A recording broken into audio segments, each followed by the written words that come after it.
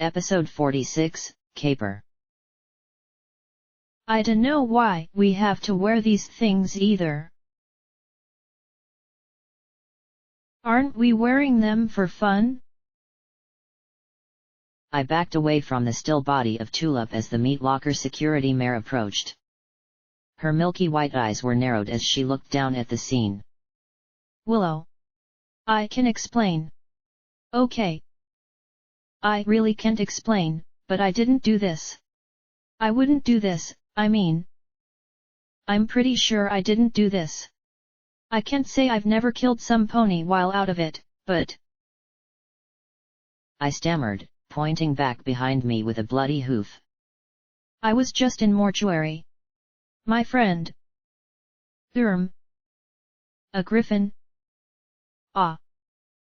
Mr. Shears can prove it. This is why I fucking hate tourists, she repeated as she circled the body. Then she looked at me and my clothes closely. You say you just came on the body like this? Yeah. And like I said, I was just down in the mortuary. I said in a rush. I swear, I didn't do it.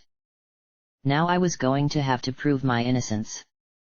Maybe bust out of jail. Could I handle a jailbreak?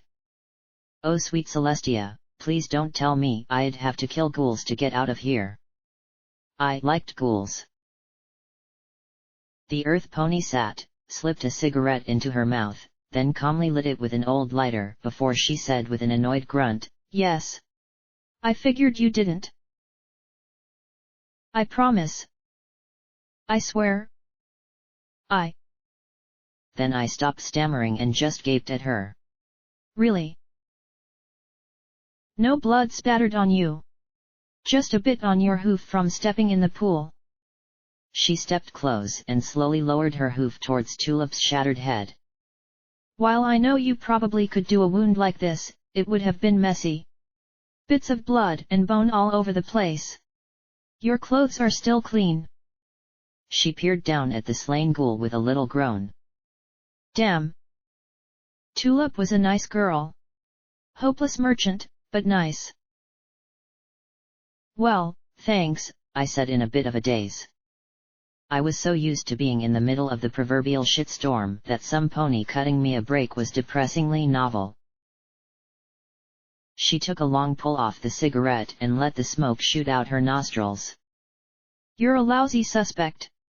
From what every pony was saying, you got along well with Tulip. Can't be a sour deal because you paid in advance. Hell, you haven't freaked out at all. That's pretty exceptional for a breather. She glanced over at the canvas bag. Can't be robbery, the goods are still here. Wasn't a feral attack, no bites or other injuries. She stared at me a moment, eyes narrowed. Might be crazy. But if it was you, you're the neatest psychopath in the hoof. She sighed and moved closer to the body. Sorry, Lip. And then she started pressing on the corpse's ribs. There was a dry, crunchy noise as Tulip's side depressed. Busted ribs. Willow carefully removed the saturated clothing to reveal two dark, round distortions. Hoof kicks. Some pony knocked Tulip right off her hooves. Like an apple buck, I remarked, drawing a look. It might have been approval, but with a mare like Willow, how could you tell? Yeah, but see? The one on the left isn't as deep as the one on the right. I'm guessing Tulip was kicked while she was turning. Maybe running for help? The kicker was strong enough that she was knocked on her side, and then... She mimicked the hoof coming down again on Tulip's head. She didn't even have a chance to get up. See? She pointed at the blood spattering across the body. All round, gravitational drops. No movement or smearing. Instantly dead. You seem to know a lot about this stuff, I commented, getting a smoky snort from the mare. Yeah. You could say that. She said, taking a moment to chew on the cigarette.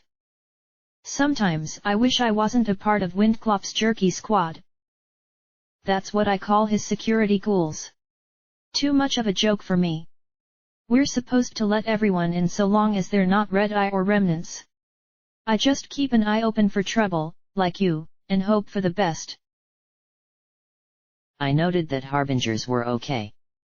Were you in the military? Looks like you know your way around firearms, I said with a look at her assault carbines. Law enforcement, actually. Which makes shit like this all the more annoying. She glared down at the body, flicking ashes from the end of her cigarette. 3 days from now, no pony's gonna give a fuck. Lip deserves better. I looked at the dead ghoul and back at her. So, what do you think it might have been? She scowled at the body, the blood, and mostly at me, then took a long pull off the cigarette and let the grey smoke out in a long plume. She sighed as she returned her eyes to the crushed mare. If it wasn't robbery, wasn't a feral after a nibble, and wasn't personal, she might have been in the wrong place at the wrong time. She pointed at my reinforced barding spilling from the sack. She might have been coming to deliver your barding and came across something worth killing over. Something illegal? Maybe that Awisodal had something to do with it. I suggested, and got a sullen look in response. What? The guy's a creep, and not because he's a ghoul. Yeah. Except there's nothing illegal about being a creep. We don't have much in the way of laws, anyway. Pretty basic, really. And while I don't put it past him, Awisodal's a weak little shit. He gets other ponies to kill for him if he can get away with it. He couldn't have killed her like this. She groaned in irritation. Fuck. Knew it would come to this. Fucking breather tourists. You don't like smooth coats? I asked in concern. She shrugged. I don't like unknowns. Hate 'em. Don't care if they're alive or dead. I think we should screen who comes in here. Keep our own safe. Windclop wants everyone to just pretend we're all alive, like the rotted hide is just a bad rash. And Awisodal wants us one step up from feral, so we'll all keep drowning in booze and rain boom. At my clueless expression, she snapped, super strong dash. She took another long pull on her cigarette and sighed, shaking her head. But more folks want the chance to trade and to pretend like we're normal, so they'll let every freak show into this place. She shot a pointed look at my mechanical legs. I popped out a finger and scratched out a booger, making her squirm in disgust when I flicked it away with a grin. Freak show that, Willow. So? Now what? I asked, stepping away from the body a little. Now. She looked surprised. Well, now you take your armor, you paid for it after all, and go fuck yourself for all I care. I'll make sure she gets incinerated. Windclop will auction off her stuff for the town. Some pony else will come and sell barding. Life goes on. She muttered darkly. That's how it goes, isn't it? Some pony gets murdered and great if you can catch 'em, but oh well if you can't. Damn, that was a lot of bitterness. What do you mean? Willow glared at me a moment. Clearly there was something gnawing at the ghoul. I'm just curious, is all. She made a disgusted noise in the back of her throat and rolled her cloudy eyes. Once upon a time, I was with the Huffington Guard. Investigations. Seems like another life. 'Cause it was, I guess. Always busy trying to keep order, keeping the pinks happy, and trying to solve cases. Most were usually pretty simple, but we had a few that were just nasty. Huffington's always been a little heavy on the weirdo population like that. Soft Heart and I were assigned to catch the Angel of Death serial killer. She said as she trotted away from the body a bit and took a seat. I read about her, I said as glanced at the stairs that led down to mortuary. Targeted foals. Real piece of work. Turns out she was an MOP nurse. Snapped under the pressure. Thought it was more merciful to kill kids than let them live in this world. So we finally caught her. And we handed her over to the MOP. She muttered bitterly. Wait. Why? I asked in confusion. The ghoul rolled her eyes. Because she was fucking ministry. Fuck. Don't you get it? Back then, if you were with a ministry, there were a million special rules about what we were supposed to do. We caught Nurse Candy, then handed her right over to Fluttershy, who Pinkie Pie promised us that they'd make her better. She hissed in disgust. 3 months later, she was out and doing it again. Only this time, she knew how we had caught her and changed her habits. Soft Heart drove herself nuts trying to stop her. She loved kids. And the angel loved toying with us. The angel would leave notes on the bodies of her victims to me and Soft Heart. I used a bit of canvas to wipe the blood off my hooves. So what happened? Angel slipped up. Soft Heart had a kid, and the angel went after her. Too much for the angel to resist. Nasty fight. The angel nearly killed Soft Heart. Shoved a length of wrought iron fence through her chest. Anyway, I trotted her giggling ass all the way back to Hightower myself. Of course, then Image got involved and we were fucked. I was sure the angel was going to disappear again. I filed paperwork. I made calls. I screamed my stupid head off. She let out a long, rattling sigh. And then the angel dies in custody. She spat, stomping her forehooves in rage. What's wrong with that?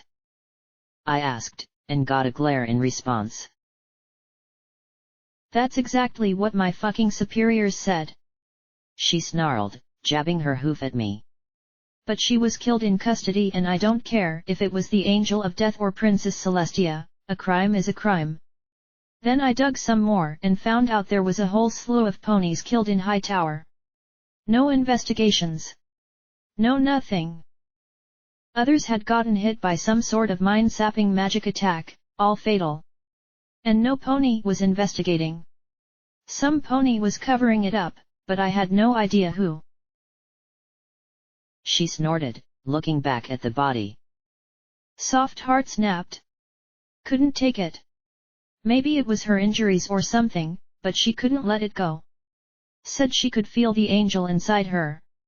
Woke up in her daughter's room with a knife. Finally jumped in front of a subway train. Suicide. Case. Fucking. Closed. The mottled green mare slumped. I was taken off investigations. Put behind a desk in Frankfurt filing paperwork. Would have quit, but... Harumph, what else was I going to do? She said with a shrug. Bombs fell and paperwork was pretty much moot. Lasted a year before ghoulification set in. Fortunately, I kept my head together. No pony gave a shit about justice anymore, but I could shoot better than most of the scum around the wasteland. Then she suddenly blinked and groaned, covering her face with her hoof. Oh, shit. I didn't just do that, did I? What? I asked in concern. The mottled green mare just adopted an expression of self-disgust. Don't tell me I actually gave you my whole when I was alive sob story. I hate that shit. She snorted and spat her cigarette butt into the shadows. Ghouls always have one whiny story from when they were alive. Promised I'd never share mine. They're always so pathetic. Sorry. But it was an interesting story. I said. I considered her a moment, and a slow smile spread on my lips. I adopted as casual a tone as I could. You know, I'm going into Hightower. I tried not to look too interested, but the ghoul could clearly handle herself. Are you joking or crazy? Willow asked, and I grinned widely at her. She looked back at me flatly, leaning away as if my crazy was contagious. Blackjack, I don't know you. Why in Equestria would I follow you into a death trap like Hightower? Much as unlife sucks, I'd rather not lose it. I looked at the skeptical ghoul and then smiled. Because you have questions about the things that happened in Hightower. Niggling little things you want to know. Even if the answers don't matter, you still want them. She glared at me for a long moment before she snorted, Not that bad. Now get out of my mane. I need to get Tulip cremated and tell his mayorship to clean up the mess. I felt like she had slugged me. Mysteries. Potential answers. How could she pass that up? I sighed and just nodded, gathering up the reinforced combat armor Tulip had made for me before starting back towards the Afterlife Club. And Blackjack, she called after me. I stopped and looked over my shoulder at the ghoul as she added grimly, keep your eyes out for some pony that can crush a skull with one blow.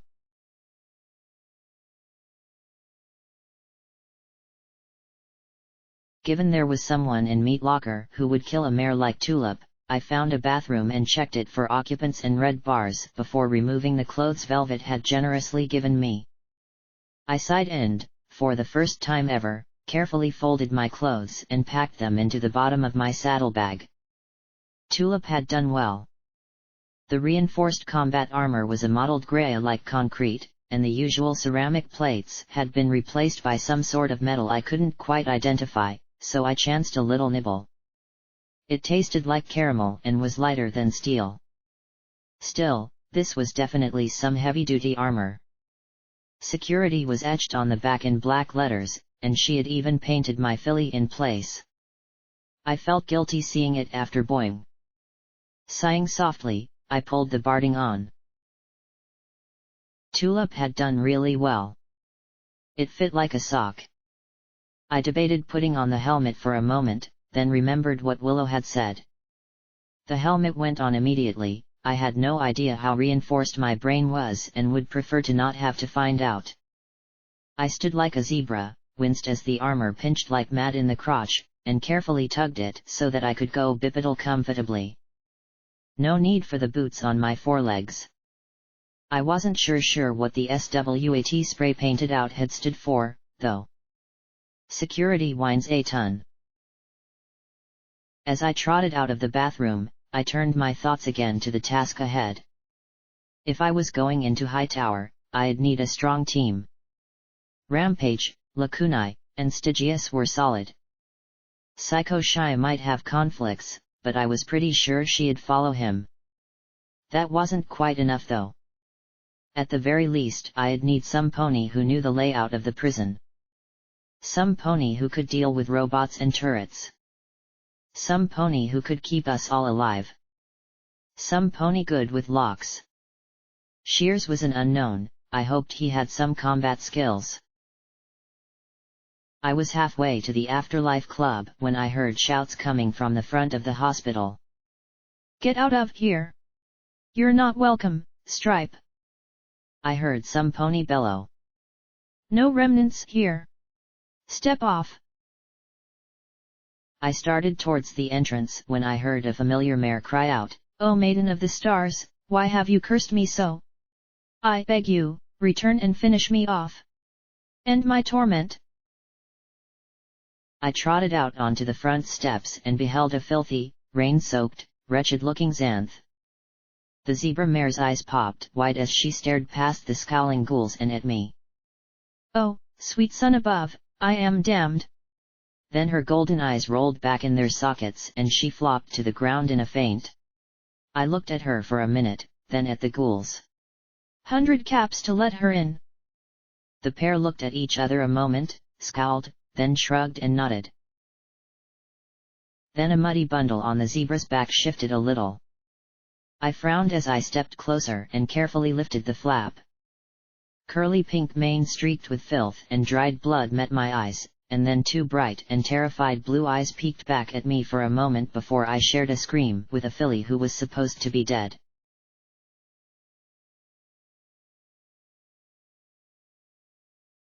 I'd like to think there were different levels of awkward. Saying your mom's flank is perfectly sexy when she turns out to be standing behind you, for example, is a beginner's level of awkward.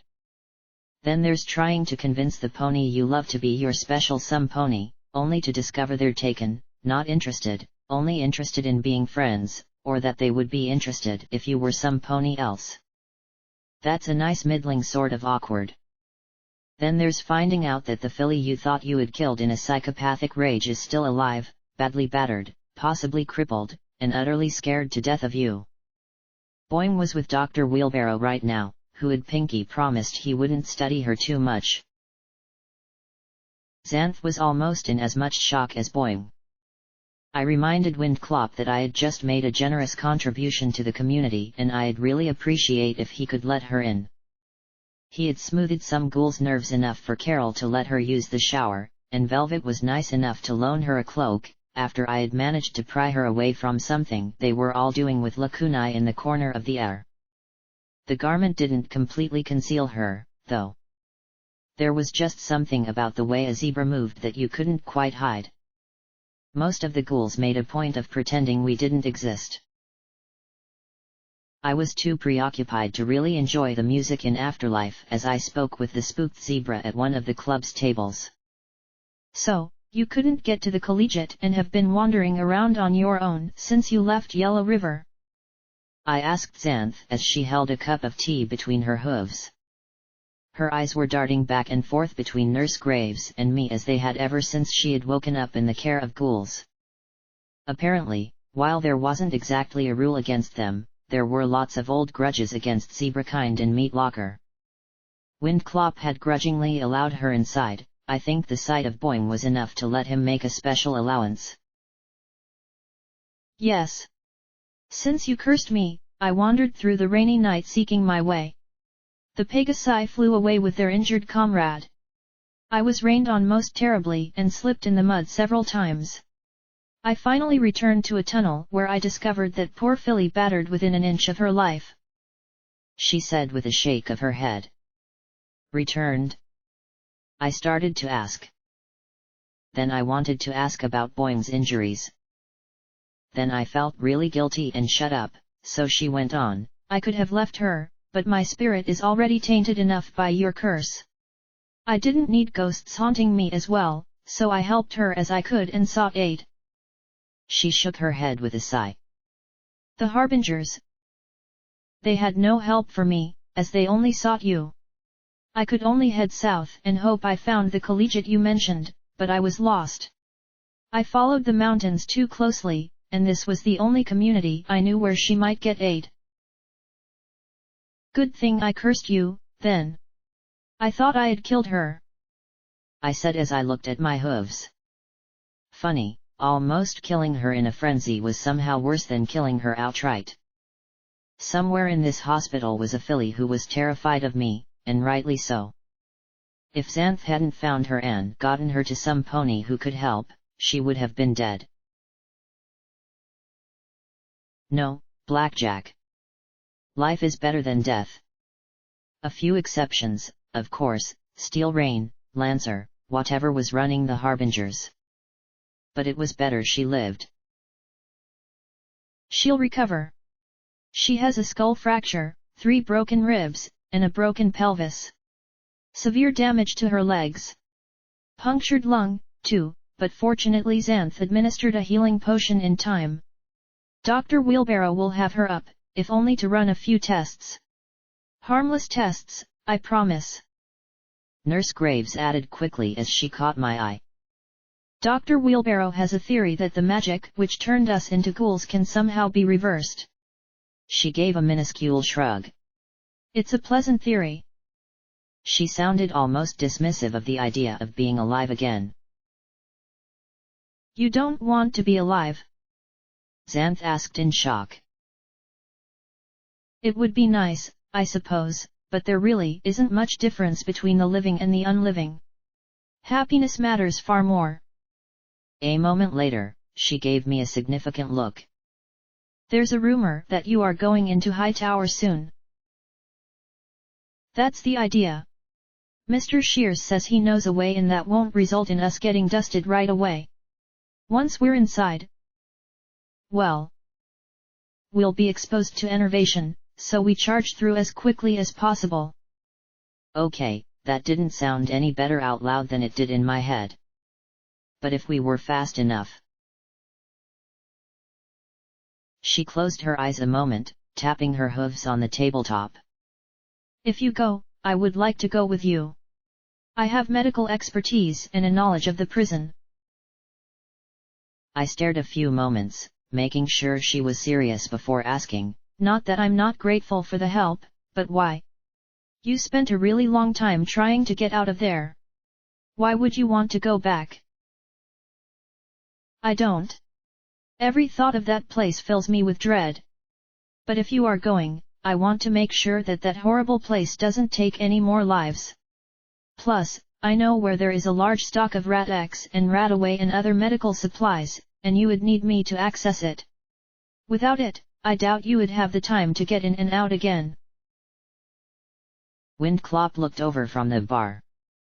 He had been keeping a nervous eye out like a mother shadowing her daughter's first date to the atrium. He slipped from the bar and approached. Graves, you know you don't have to go in there. Yeah, while I appreciate it. I started, but the nurse shook her head. Thank you, but if you are going, then you will need me. I have to make sure that horrible place doesn't get one more soul who doesn't deserve it. The nurse smiled sadly at the Pegasus Ghoul, who clattered his bony wings nervously and looked around. Suddenly he turned and marched to the robot hovering behind the bar. Cerberus! I've got a mission for you. You're going to escort Nurse Graves on her expedition. The floating robot lifted its flamer and spat a small plume of fire into the air. Hoorah! Yes sir! Turn off this combat inhibitor and I will defend her from every last stinking ghoul in Equestria. Including herself. Windclop scowled at the robot. Your combat settings should be just fine as they are, Cerberus. The robot sagged and let out a synthesized sigh. Fine. Stupid ghoul-loving ghouls and their damned combat inhibitors. Stygius and Psycho Shy trotted towards me. The bat pony seemed a bit uncomfortable, but I couldn't tell if it was because of his company or something else. So I heard you unkilled a foal. How'd you pull that one off? Psycho Shy asked me. Then she noticed Xanth and began sizing the zebra up as if trying to think of some sort of cutting remark, but upon seeing the terrified look in Xanth's eyes, she turned back to me with a clear "you're not worth the effort" snort. Xanth here saved her life. Hopefully the filly would forgive me for attacking her. Somehow. Well, aren't you a hero? The yellow Pegasus said sarcastically to the zebra. Then she glanced over at Stygius, saw his disapproval, and blinked, and forced a grin. I mean, way to go. Stygius just sighed and looked away. Psycho Shy's grimace melted into a worried, uncertain frown. Rampage materialized out of the crowd. Ugh! Remind me not to eat soap next time I'm looking to get drunk, the striped mare said. She grimaced and clenched her eyes shut, then belched out a small stream of bubbles. Sticking her tongue out, she held her stomach a moment before spotting the shocked-looking zebra. Ave! She said formally. Predator. Xanth stammered in shock. Te imploro non mi oxide. Your accent is terrible. Please address me in pony. Rampage said in that oddly formal tone that suggested Shaja was at the helm. Is there going to be trouble between you two? I asked in concern. Rampage regarded her a long moment, leaning over to glance at Xanth's covered flank as if hoping to see her glyph mark. Your tribe? You are Servi. Xanth flushed and shook her head. Pro-poly. Xanth gulped and gave the tiniest little nod. Ah. certainly not warrior or priest. Farmer. Xanth shook her head. Crafter. A little nod. Rampage looked at her coolly, then gave the tiniest smile. Ah. Well, better than a merchant. The zebra stiffened a little and even gave a ghost of a smile along with a tiny nod. Rampage looked at me and said with a smile, "No trouble." Then she groaned and blinked, letting out another belch of bubbles. Why she didn't let Xanth answer for herself was beyond me. Zebras were weird. Are you okay? Meh. I'll live. She said with a little smirk, but it quickly disappeared. I heard Tulip was killed. What? Psycho Shy gasped. Who? How? She was like... tiny. The Pegasus actually seemed shocked. That is just... messed up. In the hallway near the mortuary, I explained. Some pony crushed her head in one blow. The yellow Pegasus glared sharply at Rampage, and I added quickly, some pony other than Rampage. I had left her in mortuary before I found Tulip's body. I glanced at Xanth. Could a zebra have done it? One of the Asia could have done so, easily. If there were any left. Their fallen Kaiser technique of fighting put them on par with your Steel Rangers, but their mountain homes were destroyed by pony sorcery. She sighed softly. The ability to kill even an enemy in steel armor is little help against a volcanic eruption. Still, there have been tales of their tribe surviving far from their shattered lands. Is it just me, or does anyone else find it funny their tribe sounds like a sneeze? Psycho Shy asked with a smirk, looking at the ponies gathered around the table. Deadpan expressions looked back. Just me then? K. She said with a flush. I've seen zebras fighting hoof to hoof. And I had seen Shuja capable of the same. Still, she couldn't have been in two places at once. Nurse Graves shook her head slowly. But zebras aren't allowed in meat locker. Too many bad memories and old grudges. She smiled apologetically at Xanth. And the remnant haven't done zebra-kind any favors over the years. Xanth's ears drooped, but she wisely omitted that she had been a part of them till I had cursed her. Power armor, wrote Stygius on his slate. Well, Steel Ranger armor isn't exactly what I'd call stealthy, I muttered. Enclave armor, on the other hoof. As much as I liked Tulip, it's not exactly our job to catch her killer, is it? Psycho Shy said, staring at me and waiting for an argument. I didn't give her one. I glanced over to see Willow scowling at her. Didn't you say you were finding a way inside Hightower that didn't involve our immediate deaths? The Pegasus went on. I found it.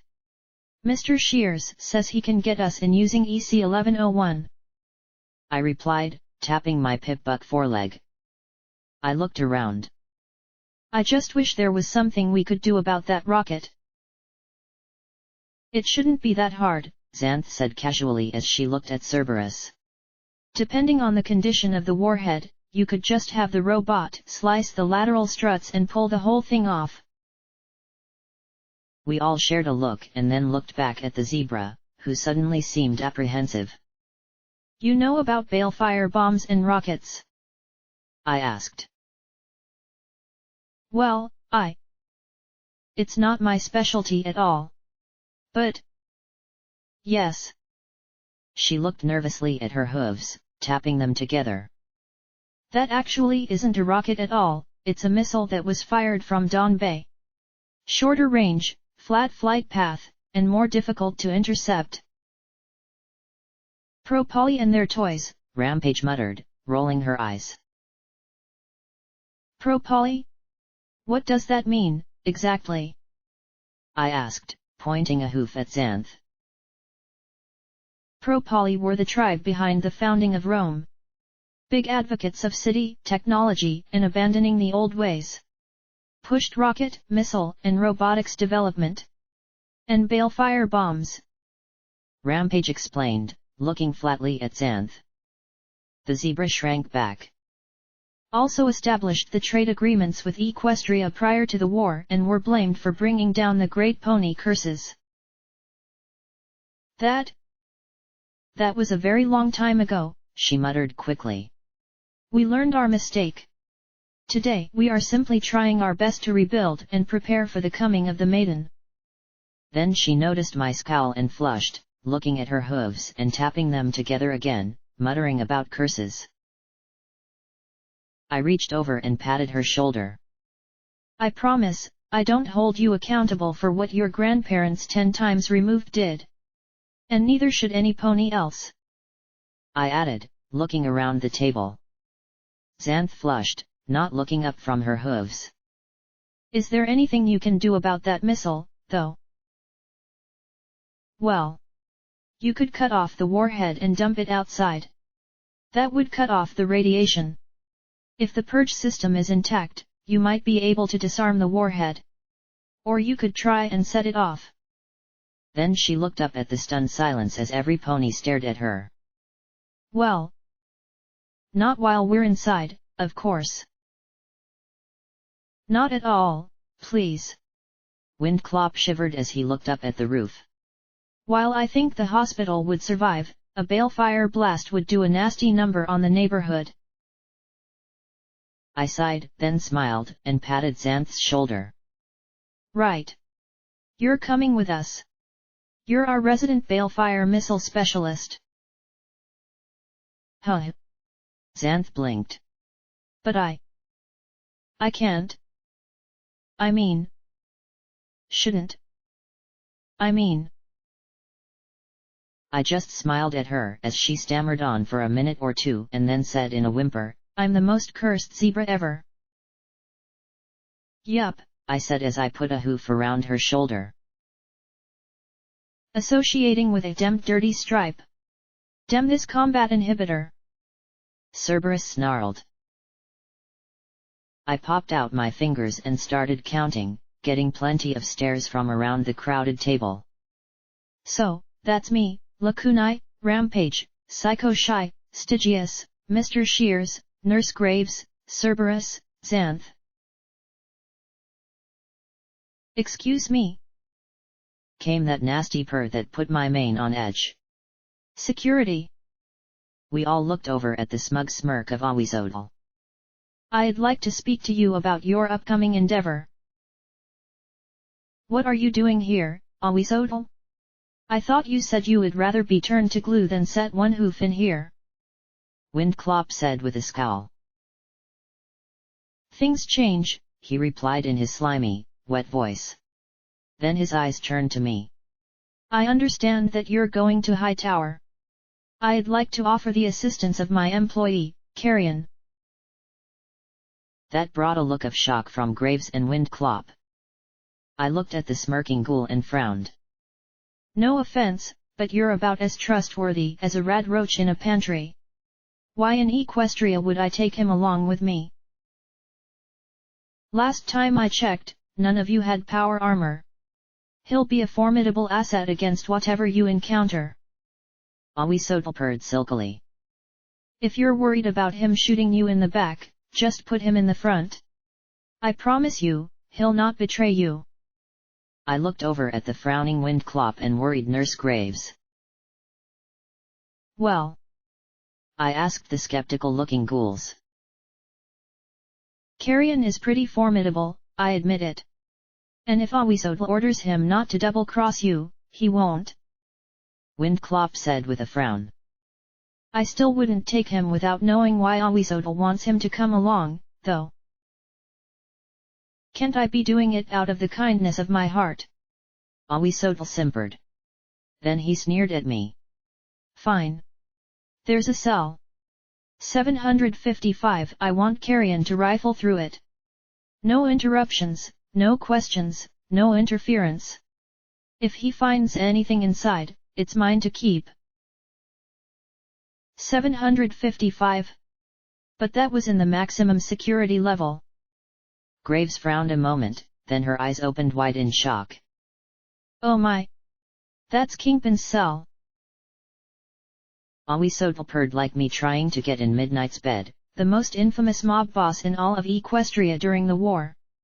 Murder. Smuggling. Theft. Vice. He did it all.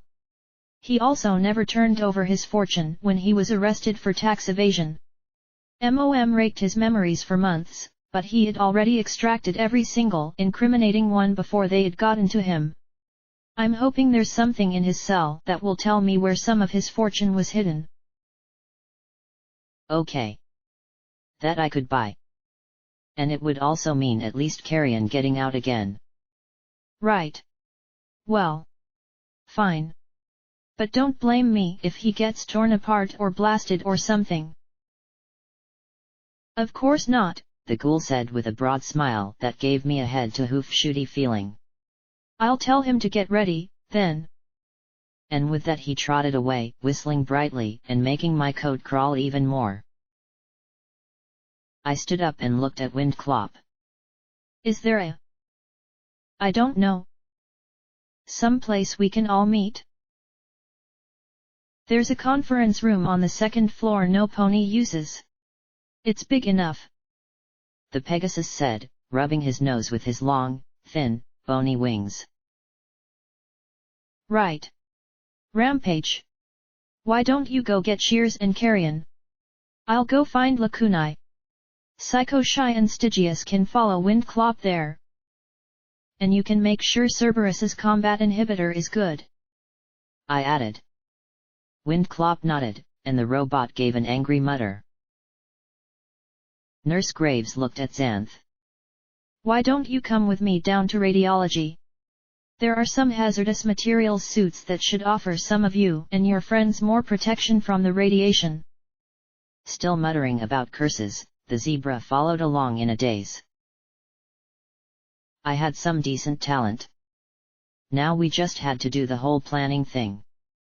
I sighed as I rose and trotted back towards the marketplace in the air. When I had been in there before, Lakunai had been in the corner surrounded by ghouls, and I hadn't wanted to interrupt beyond getting a cloak for Xanth. Now I trotted up towards the crowd of ghouls, trying to get at the alicorn in the back. Had they done something with her mane? Excuse me. Pardon me. I need to get through. I called out as I nudged my way forward. I had hoped that whatever they had been doing with Lakunai, it wouldn't be too embarrassing for the purple alicorn. I wondered if it would be leather or lace. Then the crowd finally parted, and... Goddess! For the first time since I had seen alicorns, I saw one that didn't look like some cheap knockoff of Luna or Celestia. The golden silk dress with burgundy panels she wore was what I imagined a sunset should look like. Her brushed and curled mane seemed to blow in that ghostly wind. The traces of lip gloss and the golden glitter in the corners of her eyes gave off just the right sparkle. Burgundy ribbons and the gold wire that I had traded to Tulip had been woven around her hooves. They had even fashioned a tiara for her from the wire. The collected ghouls stared on in joy as she stood there before us all. If Celestia were the sun and Luna the moon, Lakunai could be sunrise and sunset. I fear they got carried away, Lakunai said bashfully as she blushed. I looked at the beaming velvet and snowflake and then back up at her. They didn't. They really didn't. I took a few seconds more, amazed at the sight, then sighed. But unfortunately, we're getting ready to plan our next step. It seemed such a shame for her to put the outfit away. I see, she said with a gentle smile at the surrounding ghouls. Well, I wish to thank you all for your kindness. It really is a lovely dress.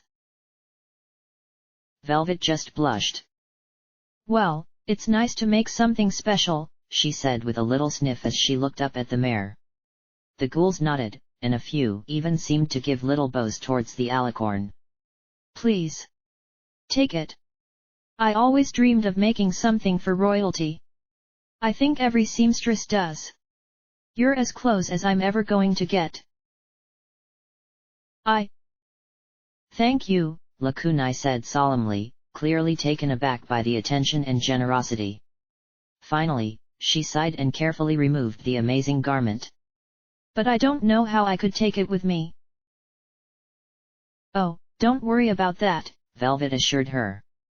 Her horn glowed as she took the dress, and then there was a flash of magic and the garment was bundled up neatly in burgundy ribbons. There. That should be easier to carry. Lakunai nodded and slipped the bundle into her bags as she took off the rest of the decorations, passing them to the grey ghoul. She still looked magnificent. Where they'd gotten the makeup was beyond me. Finally, she thanked them all once again and trotted out of the air with a blush on her cheeks. What? She asked, looking down at me and my grin. So? Spill. You liked that, didn't you? I teased.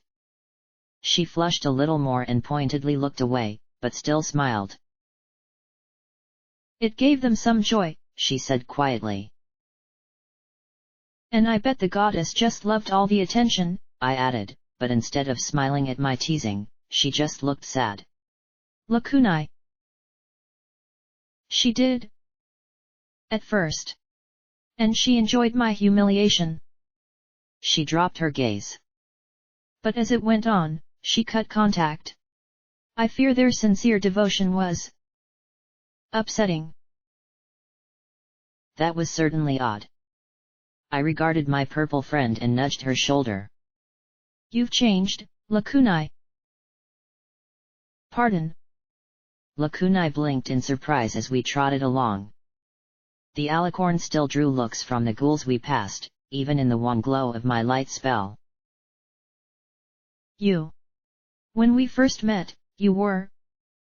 well... a little creepy. You never talked, and half the time when you did, you were the goddess. Now you're... you. You let ponies dress you up because it makes them happy. Is that because you're different or because the goddess is? I asked as we moved along. The question turned her smile more wistful and regretful.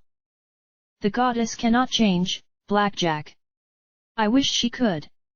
When she formed, a balance was struck between the egos of the dominant mares. Anything that could disrupt that balance is diverted into me. Hope. Friendship. Joy. The feelings and opinions and memories of hundreds of ponies are placed within me. If I've changed, it's because she refuses to. She remains convinced of her own superiority and the manifest destiny of her children. But, why wouldn't the goddess want to feel good things? I asked, finding that positively crazy. Because it empowers the part of her that is Twilight Sparkle. The self-important ego of the mare that became the goddess still remembers petty slights made against her many years before the war. And so long as the goddess feels misery, doubt, and self-recrimination, Twilight cannot assert herself or threaten Trixie's domination. She closed her eyes and sighed. Sometimes I think she's stripped away so much of Twilight that there's more of her in me than in the goddess herself. Is that why you're... well... good? I asked. Lakunai gave me a long look that made me wonder if I had somehow insulted her. The goddess must maintain control of all within her. To that end, she strips away memories that are good and strong and places them within me. The things that cause her shame, discomfort, or lack of control. If the ponies within her remembered who they were, she could not maintain the kind of restraint over them she now requires. But is the goddess, overall, good or not? I asked, nudging her hip. She is the combination of hundreds of souls and memories. She has good ponies and wicked ponies within her. Virtuous and craven. Kind and cruel. The segregation she imposes to maintain control is a mistake, I feel, but one that is unchangeable. The purple alicorn sighed as we walked past Stonewing's memorial. I believe one thing, however. She can do better. We followed the babble of voices to the second-floor conference room. Rampage, Psycho Shy, and Stygius sat on one end of the long lozenge-shaped table. In the middle on the left side, Xanth sat next to Nurse Graves in a yellow hazmat suit, while Cerberus floated behind her, muttering obscenities. The nurse had 2 cardboard boxes in front of her and was counting out bottles of Rat X in one while Xanth examined pouches of orange Rat Away. Opposite them were Willow and Windclop, talking to each other in low voices. Carrion lurked in the corner along with Awisodal, who looked much too happy about this. The far end of the table was occupied by the ragged form of Mr. Shears. Ah, welcome. I'm glad you decided to quit playing dress-up and join us. Shears rasped. Right, I said as I looked around at the assembled people. We're all here because we're going to do the impossible, break into Hightower. I know it's an irradiated fortress filled with automated defenses, feral glowing ghouls, deadly radiation, and soul-sapping enervation, but working together, I know that we can get in, get what we need done, and get out again. If anyone wants to quit, now's the time to back out. I looked around, but the only person looking ready to bolt was Xanth. Yet she remained in her seat. I wondered if she was too scared to leave or if she simply had nowhere to go. Psycho Shy raised her hoof. So? Not that I'm scared, but, what's our goal? 3 things. First, to get to the top floor and reach the broadcast network. Second, to find cell 755. Awisodal chuckled and nodded. And? I looked at Mr. Shears.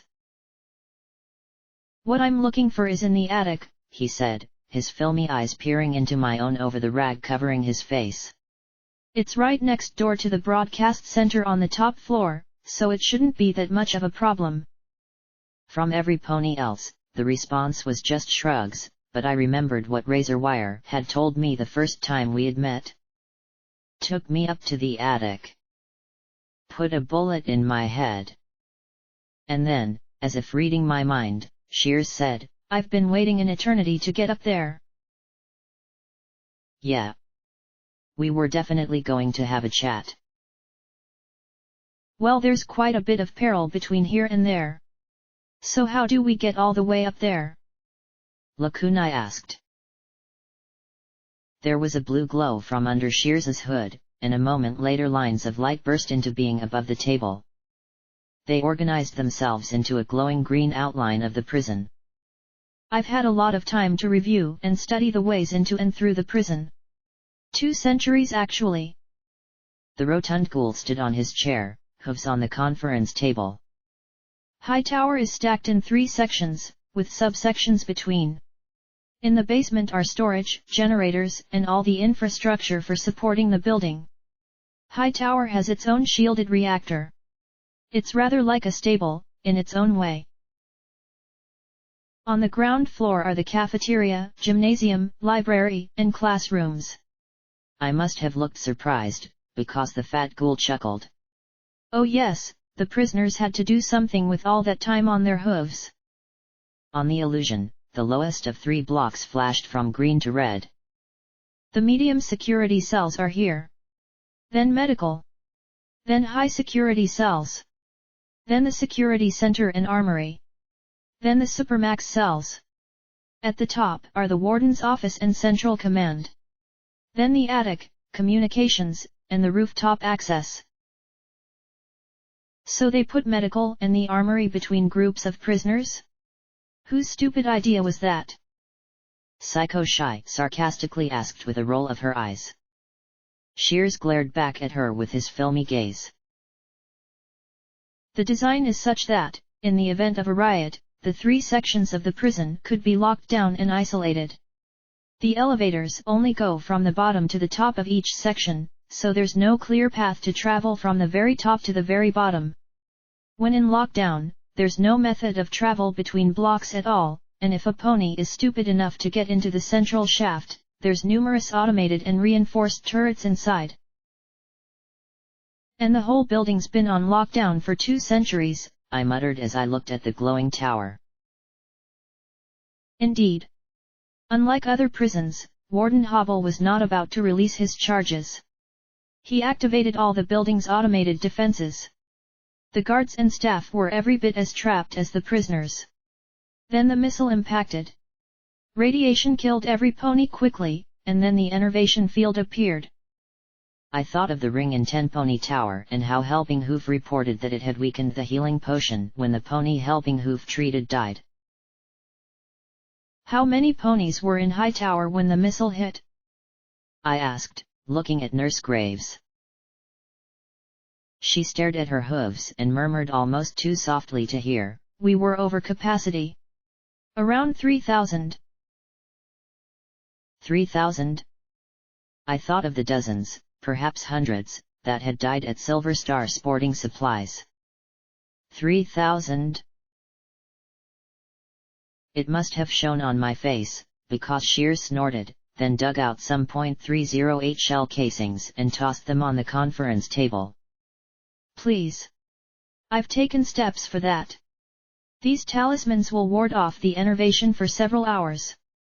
I suggest you not lose them, or you'll get an intimate lesson in what happened to every pony in the Corps." "Right," I murmured as I passed them out to every pony coming with me. "I thought nothing could affect enervation," Psycho Shy said skeptically as she held one to her ear and shook it, making something inside rattle. "How do we know these even work?" "You don't. That talisman is the product of ancient zebra magic. If it doesn't work, you'll find out quite quickly." "Starkateri magic," Xanth said at once, looking at the shell in horror. Mr. Shears simply shrugged. "I can never keep all your tribes straight. Suffice to say they work, and if they don't, this expedition will be over before we leave the basement." Xanth took the shell casing as if she expected it to turn into a rad roach and bite her. A red dot appeared in the basement. "We'll enter here, take stairs up to the ground floor, and make it to the elevator. We'll have to physically force our way into the shaft and up to medical. I still remember my access codes. I don't know if they'll override the lockdown, though," Nurse Graves said softly. "If not, I can," Carrion growled. It was the first thing the Griffin had said in the meeting. Nurse Graves continued, "In medical, there are a number of ghouls, robots, and turrets. Patients and staff who were trapped there. We didn't have time to use up all the medical supplies, so there's a large stockpile we can use to purge radiation. The second level is a bit more problematic. The high security area has more robots and turrets. The warhead is our biggest problem. Its magic has produced ghouls of substantial strength. And while it is there, I doubt many of the living will last long." Mr. Shears looked at Cerberus and Xanth. "If the robot can follow her instructions and dump the warhead out of the hole, we should be able to get up the elevator to the armory and guard station. And if that's under lockdown, how do we get inside?" Rampage asked, looking at Carrion. "More manual persuasion." Shears reached down under the table and lifted a metal case, setting it on the tabletop. He flipped it open, and at once my pip-buck started clicking. I had seen the round glowing orbs before lining the interior of Discord's containment. A balefire egg. "Oh, you know it's bad when that's your key," Rampage groaned, burying her face in her hooves. "Once inside the armory, we have to get our hooves on the captain's pass. That should get us into the Supermax level. However, it is physically impossible to travel from the Supermax into the top of the prison during lockdown except via a highly secure emergency access. To open that, 2 keys must be turned simultaneously, one in the armory and one in the warden's office. So how do we get into the office to turn the key?" There's an air shaft. In the event of a riot in the Supermax, the air could be flooded with tranquilizer gas. Mr. Shears said, the hologram turning to show a vertical tunnel leading from the armory to the top of the building. The secretaries in the warden's office always complained about the smells being blown up from the armory. Fortunately, we have numerous flyers to get us through. And once we're inside the warden's office, get to the warden's desk. Deactivate the lockdown to shut off the external turrets. Step out onto the roof and fly to safety, after we take care of our respective goals. Easy, the ghoul said with a shrug. Clearly easy must have meant freaking impossible 2 centuries ago, Psycho Shy muttered, and Stygius nodded. It's not impossible, but it will be a challenge. If you want to sit this one out, I wouldn't blame you, I said as I looked at the yellow mare. Rampage gave a taunting ooh. She jerked as if I had slapped her. Sit this one out? Me? She glared and jabbed her pinions at me. Why don't you sit this one out? Chill out here. I'll take care of EC-1101, and we'll be done twice as fast for it. Sweet. Let me know how it went, I said with a grin and started to rise, an uneasy chuckle rising from most of the collected ponies. I sat back down, looking at the assembled ponies, zebra, ghouls, and robot. I know it will be tough. Get your weapons. Willow raised her hoof into the air. I think you're missing a step. How exactly are you getting into the basement? Mr. Shears shrugged. A simple access in a maintenance room on the Luna Blue line. It is, however, sealed and can only be opened by her program. I shivered. Tunnels in Hoofington were never ever good. The subway? As in the subway that's full of feral ghouls? Dozens of ferals? Hundreds. Willow pressed. There's a reason we sealed the subway access to the hospital. There's just too many down there. She glanced at me, her expression hard. With all the radiation from the bomb, lots of ponies that took shelter in the subway turned to ghouls. The population down there is ridiculously high. Even a pony in power armor would be torn to pieces. I doubt they'd bother.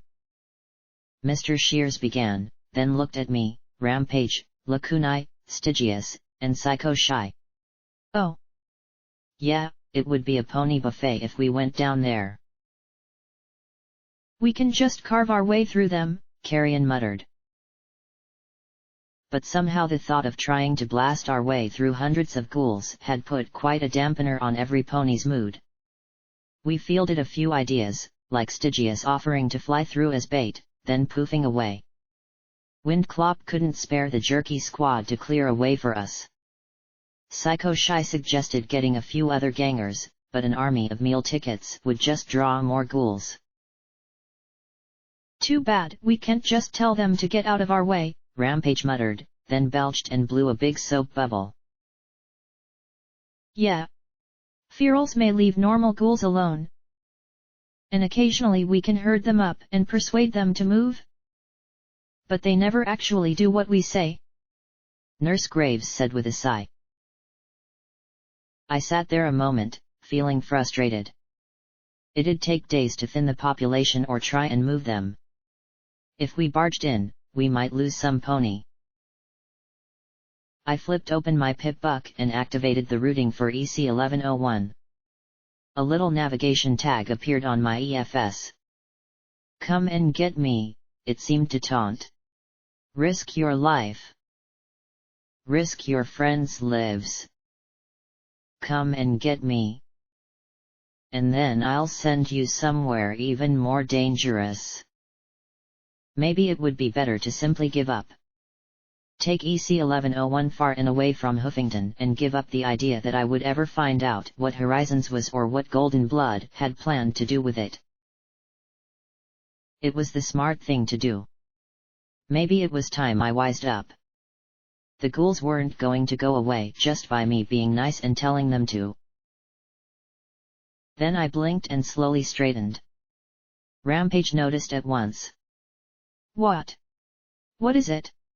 You've got that look, Blackjack.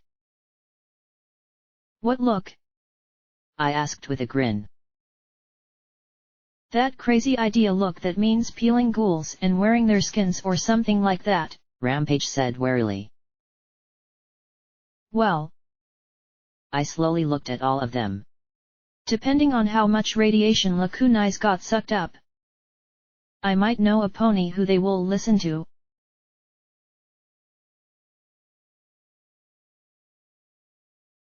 The tunnels beneath Hoofington were bad, there was just no way to think otherwise. We trotted down to the hospital's subway access just past the mortuary and the reinforced doors. All of them were covered except for a small metal one marked emergency exit. Alarm will sound. Willow pushed on the bar. I had expected a groan, or worse, a squeal of hinges that'd alert everything for 100 miles. Instead, I got a soft whisper of air blowing in from the tunnels. So much for the alarm. It'll lock behind you, Windclop said nervously. We'll stay a few minutes. In case your plan doesn't work. It'll work, I said, looking back at our newest member. No pony else looked nearly as confident. They had spent the time I was gone making sure they had what they needed. Every pony with a pulse besides Rampage and Lakunai had a half-dozen doses of Rad-X and Rad-Away. I had raided Bonesaw at Megamart, since I was in the area. Every pony else had loaded up with what they needed. I had almost gone to chapel, I really wanted to, but I couldn't. Not till this was out of the way. Same with checking on Boing. There was just too much guilt to face that right now. I started to step out and then paused, looked at Willow, and asked, "Keep an eye on Boing, please? She's really hurt and it's my fault and..." "I got it," the ghoul muttered, rolling her eyes. "Keep your eyes on Carrion. Something's going on in Meat Locker, and I don't like it one bit." I nodded and stepped through the door. We slowly walked out onto the subway platform. A few flickering emergency lights lit the tunnel as we trotted down towards the rusted hulk of a subway car. Skeletons were curled on the seats. The engineer dangled, half ejected from the front car. My light spell burst to life, casting the ruined subway in its cold white glow. "Spooky," Psycho Shy muttered. Water trickled in a sheet over the tile mosaics that lined the walls, colorful pony families gleefully riding the subway, the happy scenes now cracked and spotted with mold. Green light emanating from behind us reflected off the streams and gave the tunnel an eerie luminescence. The sound of trickling water was everywhere, and my imagination was transforming the trickles and splashes into voices murmuring from far away. "I've seen worse," I replied as I walked to the end of the subway landing. I looked over at Nurse Graves as Cerberus floated above us. "Will feral ghouls actually attack you?" "As a rule, no, but when they're agitated, we're every bit as much targets as the living," the mare replied. She had 2 armored cases loaded with healing potions from Megamart. Hopefully they'd last a while before they spoiled. Lakunai had filled them full of every last bit of healing magic they could hold. "Wheelbarrow theorizes that there's something in the way non-ghouls move that triggers an attack response. Or perhaps it's just the effects of the magical contamination. Sadly, once a pony goes feral, there's little chance of coming back from it." I gestured for Carrion to take point, and the power-armored griffin did so without complaint. I didn't trust him, but his pair of miniguns would be our best defense if they swarmed. I really didn't want to get swarmed. These tunnels are so disgusting. Some pony really needs to clean them up," came a mutter from the back of the group. I sighed, rolling my eyes. Nurse Graves looked back with a worried frown. Are you sure about bringing her? What? I asked with a grin. She's coming along, isn't she? She's happy to help her friend. The ghoul frowned, and my smile slipped a little. But does she understand what we're doing here? The nurse asked. She understands enough. I know she's not all there, but she's our best chance for getting through the ghouls without getting torn to pieces. I glanced back as well, but then quickly changed the subject. I was wondering, though, what keeps a ghoul, well, together? I asked as I looked at the nurse. She still didn't look very happy about my choice, but answered, It's hard to explain. It's like there's a thing inside you that's you. Like a tiny guttering flame. If you're careful and protect it, then you can remember who you are. But if it goes out... She shook her head. Wheelbarrow believes there's some life magic in the living that keeps that flame protected. Like glue. But in ghouls it's much weaker.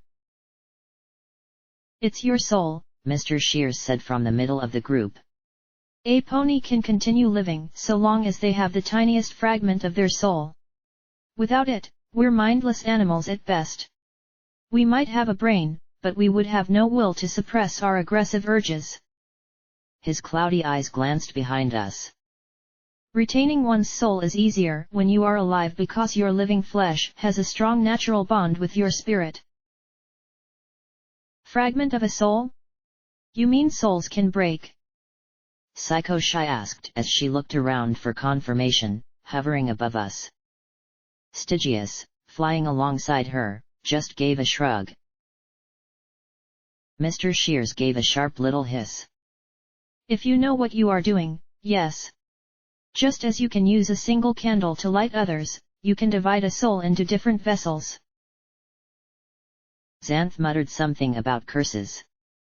I looked at Nurse Graves' stunned expression and asked the question on everyone's mind. How do you know this? Because I am Equestria's premier expert on souls. He sounded pompous for a moment before he snorted, not that it matters much anymore. Souls won't keep a raving reaper at bay, and guns are infinitely more practical. I looked at Graves in concern.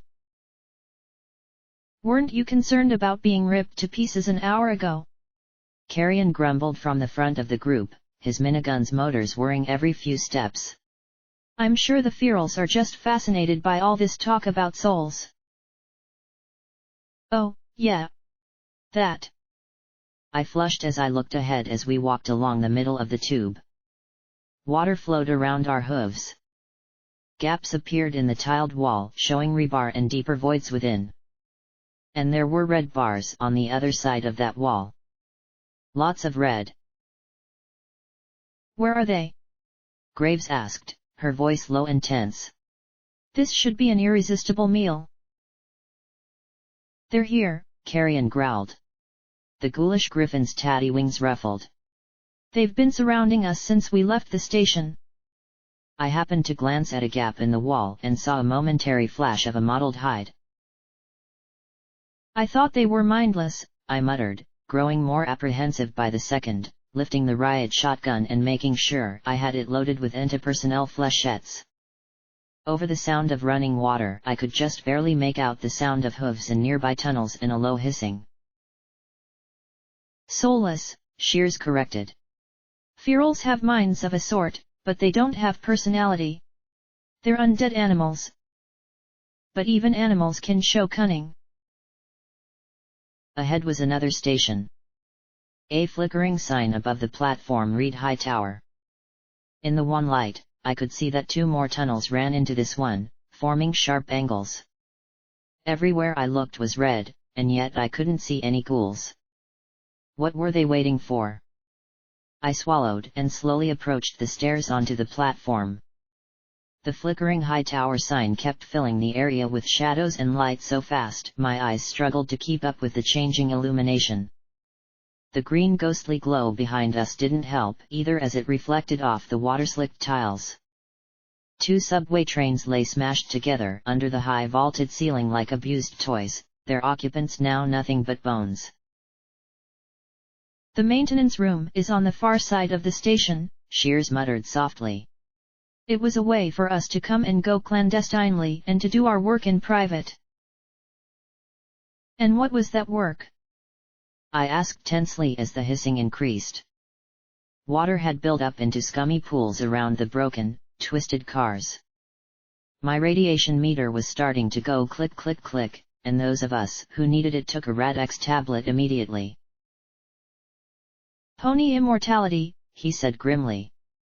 Rampage looked over at the little round ghoul, her eyes inscrutable pink pools. I tensed, but she only looked away again. As we walked onto the landing alongside the pools, the water sloshed under hoof. Part of the wall had collapsed, and filthy cold water poured out of it and across the tiles. The exit was a solid wall of rubble. Dozens more bones were mixed in the debris. Ponies who had sought safety had found death. A bridge crossed the subway lines to the platform on the far side of the tracks. "Do your part for Luna," demanded a ragged, decayed banner. Psycho Shy and Stygius flew over the twisted wreckage of the cars as we made our way towards the far side of the station. Maybe we were going to luck out? Maybe we were too heavily armed for them to risk it? Then the pool directly beneath Stygius exploded, a feral launching itself up 10 feet into the air. Its hooves wrapped around the bat pony, jagged fangs locking down into his throat as the broken hooves pinned his wings to his side. The two tumbled down into the filthy frothing pool, disappearing from sight. "Stygius!" Psycho Shy screamed, but then 2 ghouls launched themselves from the bridge, leaping down upon her. One missed and landed, hissing and bearing its shattered maw, next to me, while the other landed squarely on her back. Fangs began to snap at her neck. Psycho Shy slammed up, ramming the ghoul against the underside of the bridge. "Get off my ass!" Finally, she scraped her back against the cracked underside, showering the pools below in grit and ghoul before the monster broke apart. None of us had any time to go to Stygius' aid. No sooner had I blasted the head off the ghoul that landed beside me, than 4 more leapt out of the twisted wreckage and were upon me. I'd always thought feral ghouls to be mindless, pitiful enemies. My hazy memories of my adventure with Little Pip involved ghouls and a subway train, but I wasn't sure on the particulars of that night. I raised my metal hooves, and their mouths chomped down on the enameled limbs as my magic swung the gun to the next target. But instead of biting and biting again, the 2 ghouls bit down and jerked me forward. I got 1 shot off, blasting off a chunk of rotten flank, before the 3rd pounced on my floating gun and started to gnaw on it, ruining my aim. And the 4th? Well, with me largely immobilized, it lunged straight for my face. My magic bullet spell flashed from my horn, the ghoul's head exploded in a detonation of bone and grisly flesh before it could ruin Glory's work. 2 more magic bullets were needed to destroy the ghoul on my left hoof. Then I slammed the limb into the face of the 3rd ghoul over and over again. On the 5th blow, the battered head burst apart in rotten chunks. Now free, I reared up and slammed both steel hooves into the feral's face as it turned towards me and started to lunge. The blow smashed it into a twitching heap. I was doing better than most. Rampage was dealing with a horde spilling out of the drainage pipe. She had more than a half dozen trying to tear her down as she bucked, stomped and body slammed the ghouls with such force that some of them exploded between the wall and her armor. She had her razor wire wrapped tail looped around one's throat and was slowly sawing through it as she thrashed wildly. Even she looked terrified. After all, this wasn't too much different than the melee that saw her become a buffet for 99. Lacunae and Cerberus floated above, the former completely annihilating the heads of her enemies with shots of her AM rifle while the latter sprayed flame down from above, punctuated with the occasional blast of disintegration magic and insults like "take that, maggot farm," and "proud to be an equestrian." Hoorah! Perhaps those two could have saved our hides, except for one fact. Ghouls could jump. I watched as they raced with eerie grace along the tops of the trains and launched themselves into the air towards the pair. Lakunai's shield, so effective at stopping bullets, was useless at stopping a relatively slow-moving ghoul. They bit and scratched wherever they landed, biting down on her purple wings. "Get your stinkin' hooves off me, you demmed dirty ghoul!" Cerberus shouted as he struggled to keep aloft with 3 ghouls clamped down on his limbs. Carrion seemed to ignore the carnage around us as he pointed his mini-guns down the tunnel and poured a constant stream of fire at the flood of ghouls pouring towards us. Their screams almost drowned out the resonant purr of his mini-guns as he kept us from being completely overwhelmed. The ejected 5mm brass sparkled brightly in the glaring muzzle flashes. Xanth, Graves, and Shears stood back to back, fending off their attackers. Xanth muttered over and over, "I'm cursed. The stars have damned me. Utterly cursed." Yet, while she wasn't fighting near Rampage's level, her hooves were keeping the undead attackers at bay with strange flashing kicks and stomps that allowed her to deflect the ghouls' snapping fangs. Graves held the strap of one of the armored medical cases in her mouth and swung it like a bludgeon, or maybe an incredibly stout purse. Shears had pulled from his robe a pair of large, wicked-looking magic-powered hedge trimmers. Every time a ghoul lunged forward, the clippers snapped, and more than one ghoul fell back missing a leg or head. There was a shadowy flash, and a bloody Stygius appeared on the landing, bleeding heavily from several bites to his neck and scratches to his wings. The pool frothed as 2 ghouls clambered out after him. He opened his mouth wide and let out a squeal that seemed to stun the ferals. They slumped on busted legs, shattered bones poking out of their tattered hide, before he kicked out and pulverized their skulls. 4 more emerged from the pools in the meantime. There was only one pony who wasn't getting attacked. One who was squinting at a rancid advertisement for mane curlers, oblivious to the battle. I took a deep breath and bellowed as loudly as I could, "Spoon!" The glowing grey ghoul looked up, blinking her luminescent green eyes from behind her deformed spectacle frames. "Oh! Sorry! Coming!" she yelled as she trotted towards the fight. The glowing grey mare snorted at the ferals. "Hey! Stop that! Get off them right now!" she said as she trotted into the middle of them. "If you don't stop fighting, I'm going to report you to Pinkie Pie!" The ghostly green light emanating from within her seemed to brighten, and the ferals hissed and slowly backed away. She nodded primly. "There! Knew that'd get them to behave." Psycho Shy landed next to the bloodied Stygius. I need, potion. Healing potion. Quick!" she stammered. Graves trotted over immediately. Lakunai shook the ghouls off and darted next to the medic, her horn glowing as all 3 mares treated his injuries. The ghouls weighing down Cerberus detached and backed away as Silver Spoon trotted around the perimeter. Their hisses dropped to almost nothing as she passed, and I was astonished to see red bars turning blue. Carrion stopped his fire, gun barrels raising steam in the wet air as he looked at the grey glowing one in shock. I had to admit I was pretty impressed too. "Hoorah! Like fish in a barrel!" Cerberus cheered, then pointed his disintegration talisman at one and fired. Instantly the ghouls let out a hiss in unison as one of them collapsed into a heap of green goop. "Stand down!" I shouted as the ghouls pawed at the shattered floor tiles with their broken hooves. "Need to frag this maggot-loving superior officer. Dem combat inhibitor," he muttered darkly.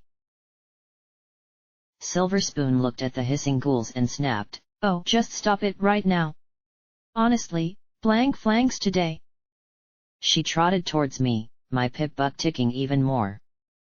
"So, like, ready to go, Tyra. S. Sure, Silver Spoon. And nice job with those ponies, I said, giving her a grin. She flushed, her cheeks going even more green, but then her face turned a little more worried. Are you sure everything's okay, Tyra? I mean, you're like being totally nice. It's weird. I got the impression that Diamond Tyra hadn't been the most pleasant of ponies to be around. Yeah. Sure. I'm just glad you're helping me get back into my office. It was so embarrassing to be locked out. I grinned sheepishly, and Silver Spoon nodded slowly with sympathy. It's okay. I'm so glad to be able to, do anything with you. The MOM has been such a total nightmare since Golden Blood was replaced. Oh. I asked as Graves got Stygius back on his hooves. The healing magic was closing the injuries in his wings surprisingly quickly. Was he that big a deal in your office? Well, totally. I mean, Pinkie Pie might be in charge on paper, but every pony knows Quartz and the OIA call the real shots. I mean, every pony at the MOM either hates Pinkie's guts or is scared to death of her, but we all gotta smile. The ghoul said with an exaggerated grin before she slumped. I think I should have followed your lead, Tyra. At least you were away from the nut house out in Shattered Hoof. Quartz. I frowned. The OIA liaison? You know Quartz. Every pony in MOM law enforcement does. She snorted. The mayor that, keeps Pinkie Pie from arresting half of Equestria. Oh. Really? Wow. I looked nervously at the others as we started moving towards the far side of the landing. I really didn't know she had gotten that bad. I mean, was Golden Blood really running the MOM behind Pinkie's back? It seemed a bit much, even for Golden Blood. Well, he's probably not personally running it, and definitely not the whole MOM, but he totally has his hooves all over the law enforcement branch. I don't think he cares about party reservations, balloon research, or theme parks, after all. But we totally know who assigns our Hearthswarming Eve bonuses, and you just don't go behind Quartz's back. She glanced at me from over her warped glasses frames with a serious look to imply what happened to ponies who did. So, Quartz calls the shots then? I asked as I glanced at the others, who looked a tad impatient. Oh, it's nothing that direct. Whenever Pinkie Pie orders all the bad ponies in Equestria to be arrested, we look at Quartz 2 minutes after Pinkie leaves the room, and she nods or shakes her head. Usually shakes.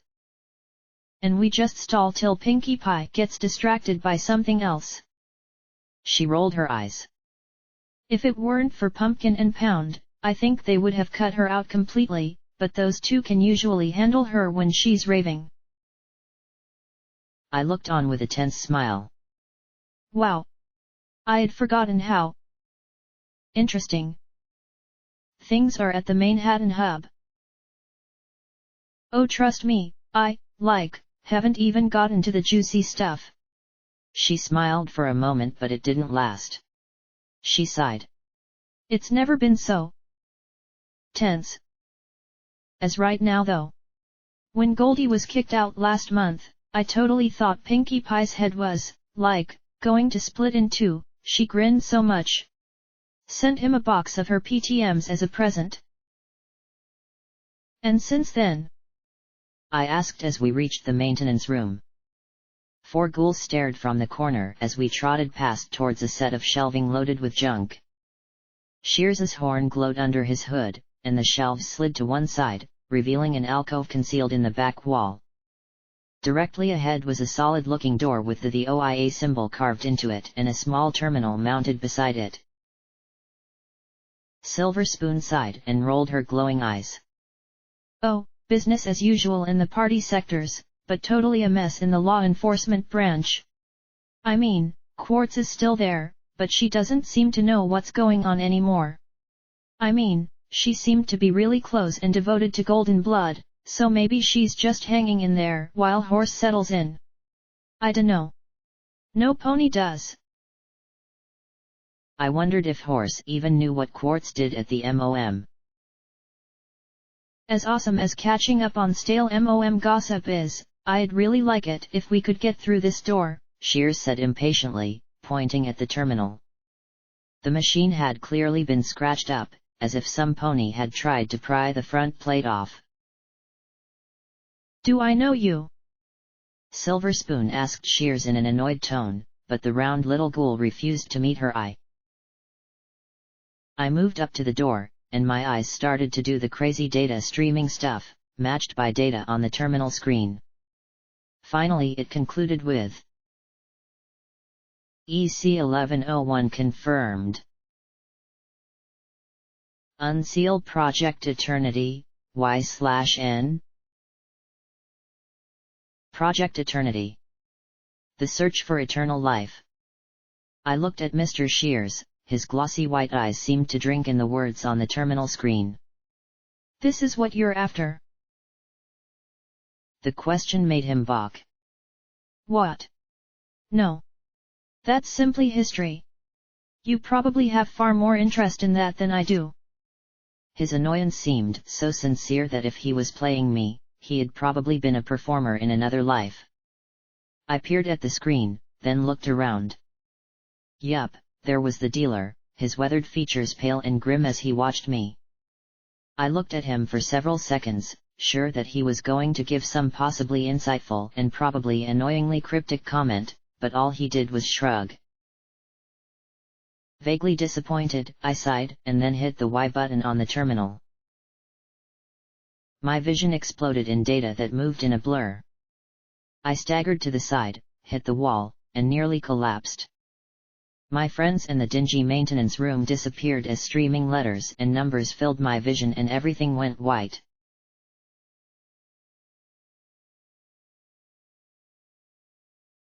I hung looking down from the ceiling of a tastefully but luxuriously decorated penthouse apartment. The elaborate white marble masonry gave the whole room a classy and sophisticated look, and the front windows provided an absolutely magnificent view of what could only be a royal palace of some sort. Below me, on an elegantly crafted table, was a glass box that held a dozen colorful little puffballs with diaphanous wings. Then the door opened and in walked Rarity. Her purple mane was working its way out of its gorgeous curls, and her brow was furrowed with anxiety. She trotted in and set her bags on the countertop. Then the phone rang, and she sighed with a little growl of annoyance before levitating the receiver to her ear. Rarity. She answered, her voice gay and bright, even as she slumped at the table. Then she sat up a little more. Oh, no, Fluttershy. Not a bad time at all, dear. It's been such an absolutely miserable time, what with Macintosh's funeral and all. There was a little business I had to take care of in Zebra Town. Nothing major. She added as pulled out a familiar black book. She lifted the lid of the glass box and called out, Dinner time, sweeties. Mommy's got something special for you. She tossed the book inside the glass box, closing the lid quickly after it. The colored puffballs began to flit and hover around the book, opening their mouths, hesitating, then tentatively nibbling at the pages and licking the ink. Oh, no Fluttershy, I was talking to the Paris sprites. I just couldn't do the job Luna asks without them. A pause and a sigh. Yes, I remember Ponyville. I wouldn't want to repeat here in Cantor. Rarity trailed off and sighed, There. There's no need to. I mean, I'm sorry, Fluttershy. Go ahead. Cry if you need to. She trotted to a divan next to the table and flopped back on it, nodding every now and then. I can be there if you need me to. All right, if you're sure. No, darling. You're not being silly at all. When I think of you, of any of our friends, getting, well, you know. Remember how close Pinkie Pie came with that nasty bomb in Hoofington? If it had been any pony else, I dare say they wouldn't have been so fortunate. I keep thinking about it over and over again. She snorted softly. Yes, I know Golden Blood promised to triple our protection. It's hard enough to get work done as it is. She paused again with another frown. Yes, I know Twilight is researching new spells to keep us safe. Finally she gave a little huff, her expression irritable. You don't understand. I feel like I need to do something. I need to make something to keep you all safe. Something was happening to the parasprites in the glass box. They were changing from their bright colors to muddy brown. Their eyes bulged and they banged against the glass as if trying to escape from the case.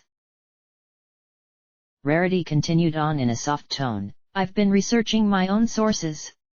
Twilight may have the most premier collection of magical tomes and Golden Blood his own squirreled away rare volumes, but I still have my hooves in every library, newspaper, and publisher in Equestria.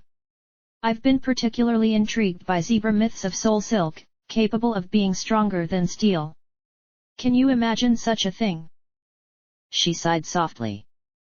Well, of course I'd use it to help soldiers like Big Macintosh. After all of you are safe. And the princesses, of course. The parasprites went black and tumbled down around the large book that was bound in what looked unsettlingly like darkened zebra hide. The yellowed pages slowly turned one by one behind her back as if invisible hooves were slowly finding a particular one. Yes, dear. Yes. Yes. I'm sorry you feel so rotten. Yes. I know. I love you too. Right. Good night, Fluttershy. Yes, I'll see you at the spa. Promise. Try to get some rest. Her magic hung up the receiver and she sighed. Her azure eyes lifted to stare up at the roof, and for a moment she looked old and scared. It could have been Celestia. Or Twilight. Or Fluttershy. I have to do something. Something to protect my friends. A few seconds later, she rolled to her hooves and approached the table with a wide smile. And how does Mommy's little helpers like their din-din, Then she saw the crumbled black balls laying like lumps of soot around the book. What? What is this? She demanded as her eyes widened. To her credit, she didn't scream. Slowly, she opened the lid of the case and lifted the book out. The parasprites collapsed into little heaps of ash as she set the volume, still open, on the table before her. Rarity stared raptly at the text. Soul silk, she whispered, taking a step back from the table. Then suddenly she narrowed her eyes and glared. I don't know who you are or what you are, but I know when some pony book is trying to play me for a fool. But though she glared at the book, there before her eyes was what she wanted.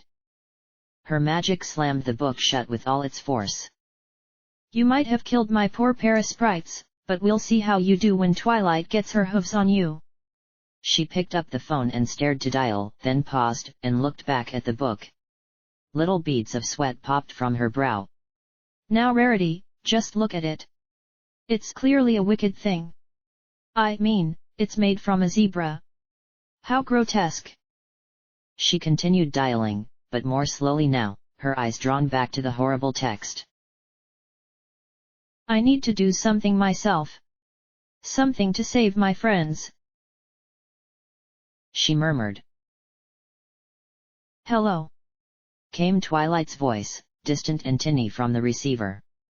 Rarity's purple eyes stared at the piles of ash and then back at the book. Applejack. She slowly pressed the receiver to her ear. No, Twilight. It's Rarity. I just... She paused, and her eyes turned concerned once more. Twilight? Yes, I know. I'm sorry. I know. Oh Twilight, please don't cry. Rarity curled a little around the phone, her eyes returning to the closed book. Yes. Yes. I know. When I imagine it being one of you... Rarity sniffed and scrubbed a tear from her eye. Yes. I know. Try to get some sleep. Ask for some time off if you need it. And if Luna doesn't like it, tell her to take over the MAS herself. Rarity's eyes lingered on the dark tome one last time, then said in low tones, as if afraid the book might hear, I might need your help. Nothing major. Certainly nothing that needs to involve golden blood.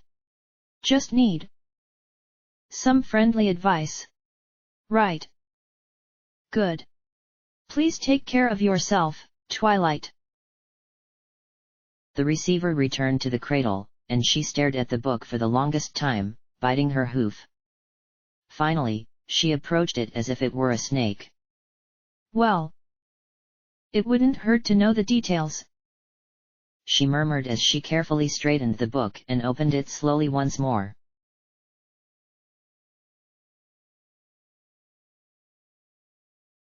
My vision returned, and I slumped against the terminal, almost collapsing again.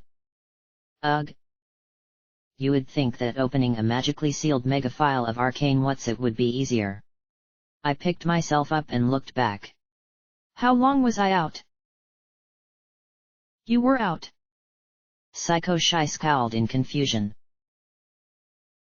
Rampage wore a worried expression. Are you okay, Blackjack? I forced a grin. Oh yeah, sure. As okay as I ever am. The worry turned a little more sympathetic, but she didn't pry. Wow! That was way faster than usual. Was it because the recording was sealed, or something else? I shook my head hard to clear out the disorientation, idly wondering if there was a single other pony in the wasteland who had had as many hallucinations and visions shoved into their head as me. No time to ponder that now, though. I peered down the narrow, rusty pipe-lined hallway that extended before us. It gave the impression of a bloody shotgun barrel, the air filled with a reek of sulfur, water, and rust. A chill filled the air and made my mane prickle. I looked back at the others. Some eyes were filled with confidence, some with fear, and others with calm resignation. And I was about to lead them into the deadliest place I had ever been.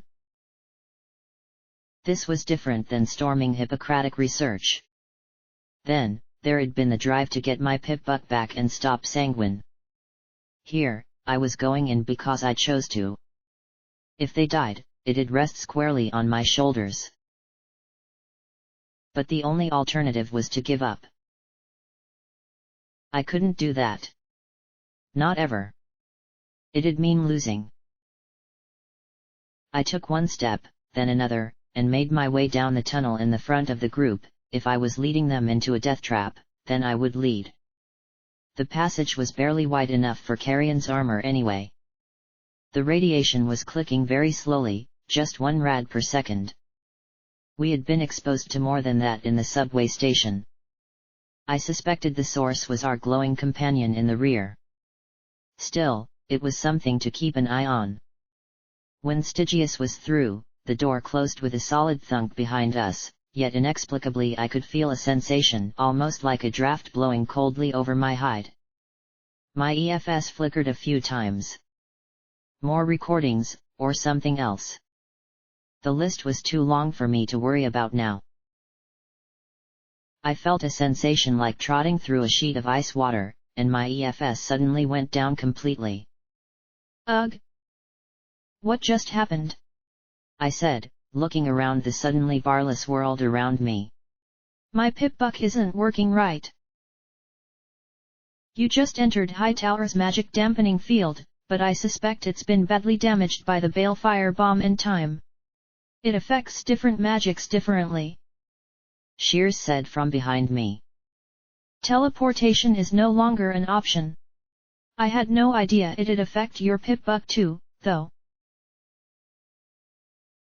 I looked way back at Lakunai. The tall alicorn was having to duck her head to keep her horn from scraping the ceiling. She looked quite agitated. I supposed being trapped underground without the ability to just teleport away would be quite disconcerting. Fortunately, I had been without my Pip-Buck's EFS enough that it didn't make me hesitate more than a few seconds. I'd just have to do things the old-fashioned way. So, you were involved in Project Eternity? I asked as I moved down the tunnel with the shotgun, ready to give something a very bad day. Several lifetimes ago, yes. Hardly matters now. Shears muttered. What was it? Specifically? Specifically could take all day. Here's the abridged version. I was brought in at the beginning. Rarity needed unicorns that weren't affiliated with the MAS. Twilight Sparkle had virtually cornered the market on every unicorn with spell or talisman talent. So she went looking for other unicorns. I was working at a steam cleaning store in Buckland when she found me. Why you? I asked with a frown as we came to steps leading down the direction opposite the one I wanted to go. Still, there hadn't been any forks yet, so down it was. I suppose it was little things. I'd failed to join the MAS. She knew me from Ponyville. We were both interested in tailoring, and... He muttered something too low for me to hear. What was that? I asked with a frown. I won an award for magic. Once. Stupid little thing. But Rarity needed us and she had a way of wrapping any stallion around her hoof. So we helped her. Compared to what our lives were before, staggering from one failure to the next, we were happy to do whatever she required of us. Shears said quietly. There was a door ahead. I could hear the sounds of water sloshing around and gestured every pony to wait a moment. Water recycling and the reactors should be here, Shears pointed out from behind me as I pushed the rusty door open, looking warily through. I beheld a lambent, radioactive nightmare. Slowly, as if in a daze, we stepped out onto the catwalk and looked at a room I could barely imagine. The space reminded me of the reactor in '99 and the water pumps that kept the vital fluid clean and circulating. Here, however, was a scene that would have terrified Scotch and given rivets a seizure. 200 years of neglect and corrosion had turned the reactor into a solid lump of rust, the few windows in the hulk filling the dripping room with its harsh green glare. Water sprayed from countless cracks and breaks, sloshing around the rusted pump housings in a sea of bluish-green fluid. The moisture had transformed the catwalks into fragile spans of rust. I wasn't even sure if the reeking, sulfuric, foamy sludge below could technically be called water anymore. I don't think this was in the plan. Psycho Shy shouted. She had donned the yellow hazardous materials suit and didn't look happy to have her wings stuck inside the protective wing covers. Where's the way through? I yelled over the squealing, pumping machinery and growling, hissing reactor. Please don't be. Please. But the ghoul simply pointed across the room to the far side of the catwalk. Of course it was all the way over there. I took 3 steps out on the metal walkway. It groaned ominously beneath me, and I tried not to breathe too deeply. Then Stygius flashed next to me and tapped my shoulder. He pointed to his eyes with a hoof, then down at the water, and made motions of something swimming around. No way. Still, I made sure my gun was ready as I started across. Really, if Carrion was here to kill me, he'd have no better chance than right now. I hate this place. I hate this place. I hate this place. I shouted and started to trot quickly ahead. There was just too much radiation to linger. The catwalk cracked and popped, swaying with each step. Jets of fluid shot from leaking pipes along the walls and ceiling in lovely, deadly blue arcs, and I bent and twisted to keep from getting hit by them. As I crossed the room, I shivered at the unearthly cacophony coming from the reactor. I could only marvel a moment at stable tech engineering. Even so dangerously neglected, it was still running. Psycho Shy and Stygius followed after me, radioactive water droplets dripping off their suits as they crossed. They had nearly gotten completely across when one of the pipes gave a sharp bang overhead and fluid, the consistency of fecal matter, began to dribble from it and pile up on the catwalk. I stared in horror as the bluish heap began to lunge up and wiggle. It thrust out 2 hooves towards me and a dripping equine head emerged. Then a second slime pony began to form and started shambling towards Stygius and Psycho Shy. Oh, this so wasn't in the plan. I pointed the shotgun and fired 2 flechettes into the mass. They passed halfway through its body and then disappeared with an acidic hiss. I backed off as it formed hind legs and started to shamble towards me. Stygius pulled off his helmet and backed away as a third slime pony began to coalesce from the cascading sludge. He took a deep breath and let out an ultrasonic scream, making the entire blue mass jiggle wildly.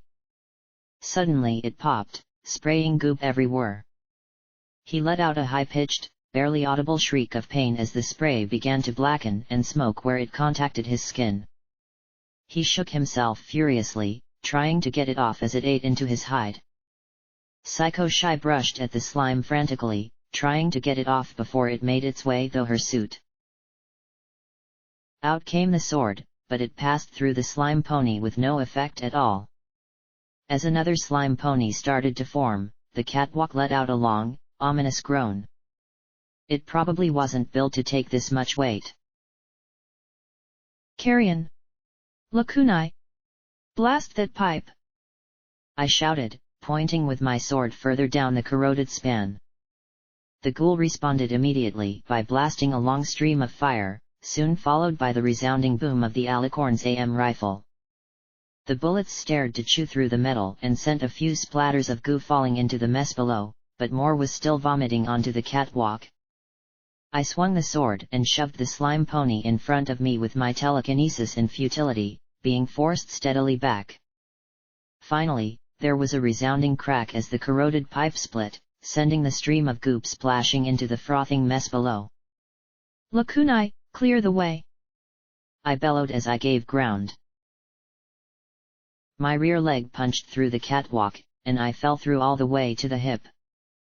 The slime pony's hoof steps made the catwalk hiss as it shambled towards me. Lakunai hovered in the air, her horn glowing as her telekinesis flung the writhing masses into the muck below. But it'd take her a few seconds to reach me. That was a few seconds I didn't have. In desperation, I plunged my 4 hooves into the gloppy mess and screamed as all kinds of alerts flickered in my vision.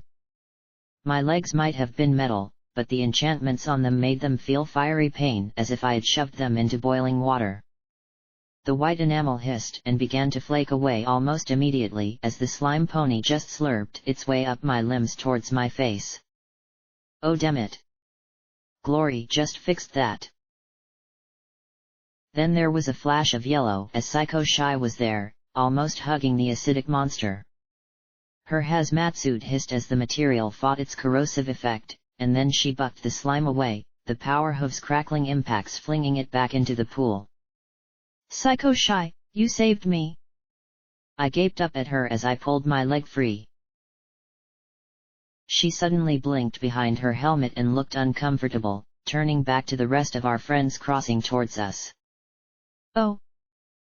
Yeah. Right.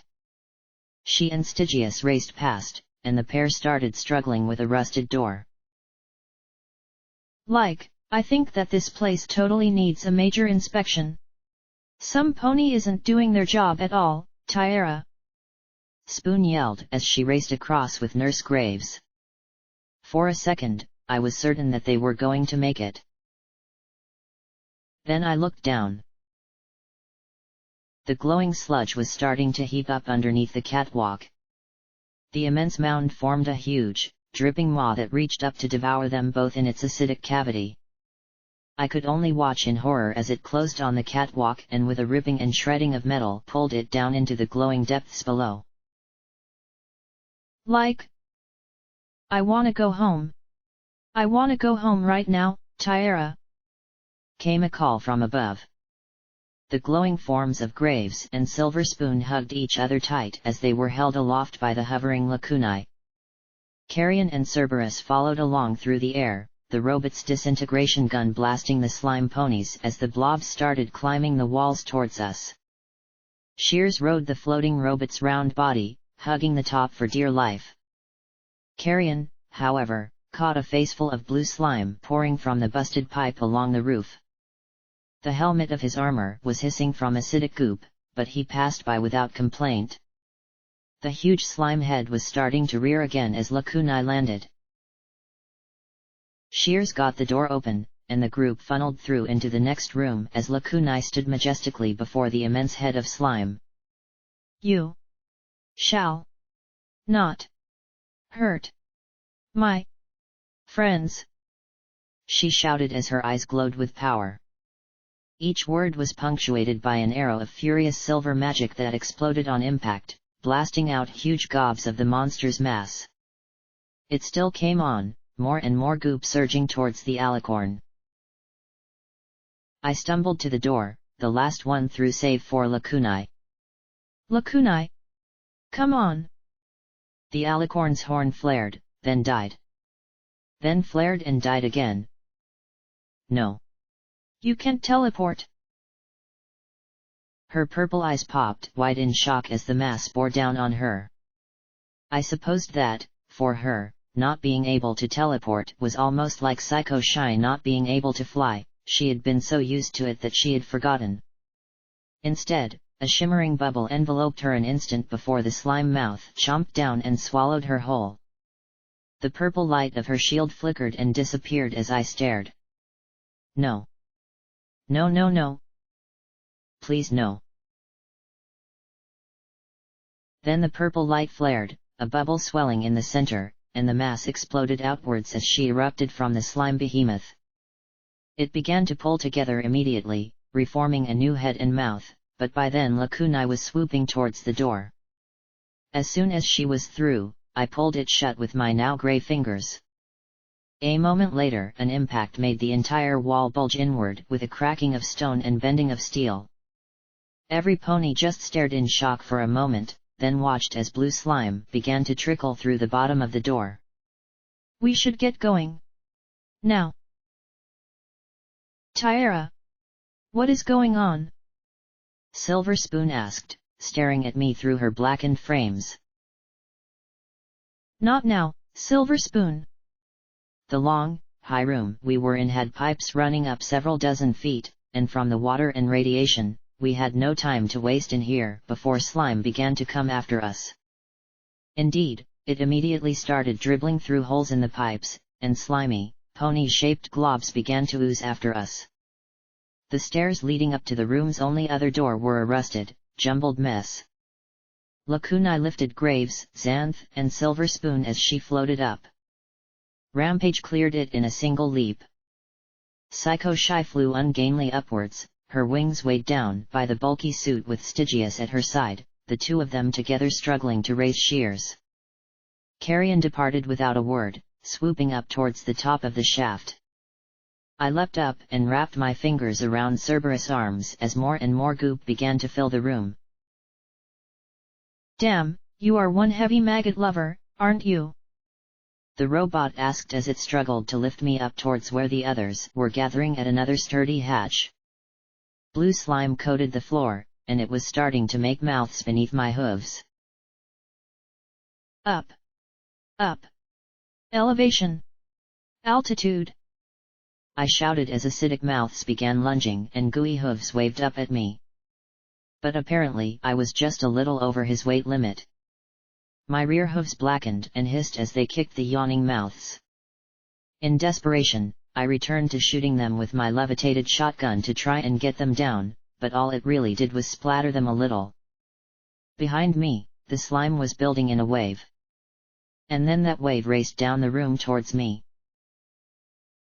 Buck up, soldier. Equestria wasn't won by bellyaching, Cerberus said as he floated beneath the doorway. And it wasn't won by getting digested in a pool of blue slime either, I yelled as the cresting wave grew a mouth.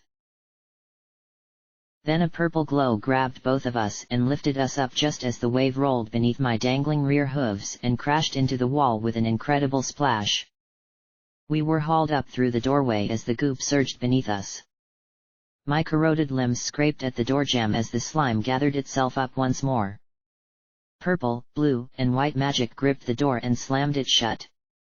There was another thud. A second. A softer third. Then nothing. Funny.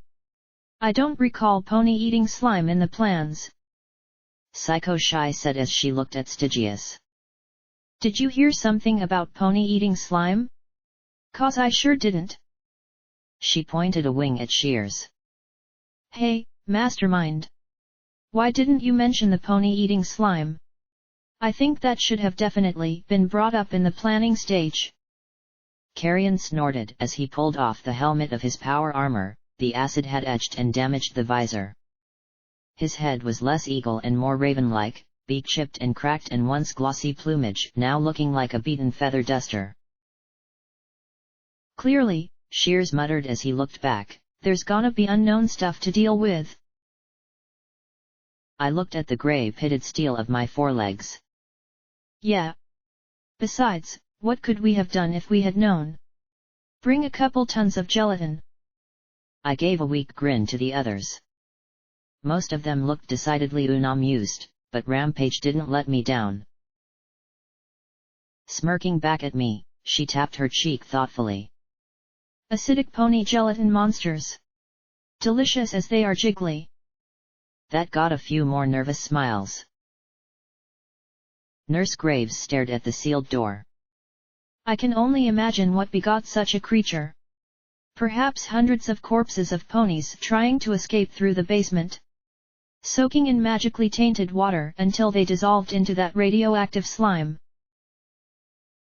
She murmured as she started passing out packets of rat away to all of us. We slurped it down at once, and I watched as the needle on my rad meter dropped back into the green. Still, it was clicking. I rose to my hooves and looked around. The hall was made of grey cinderblock and ran straight ahead.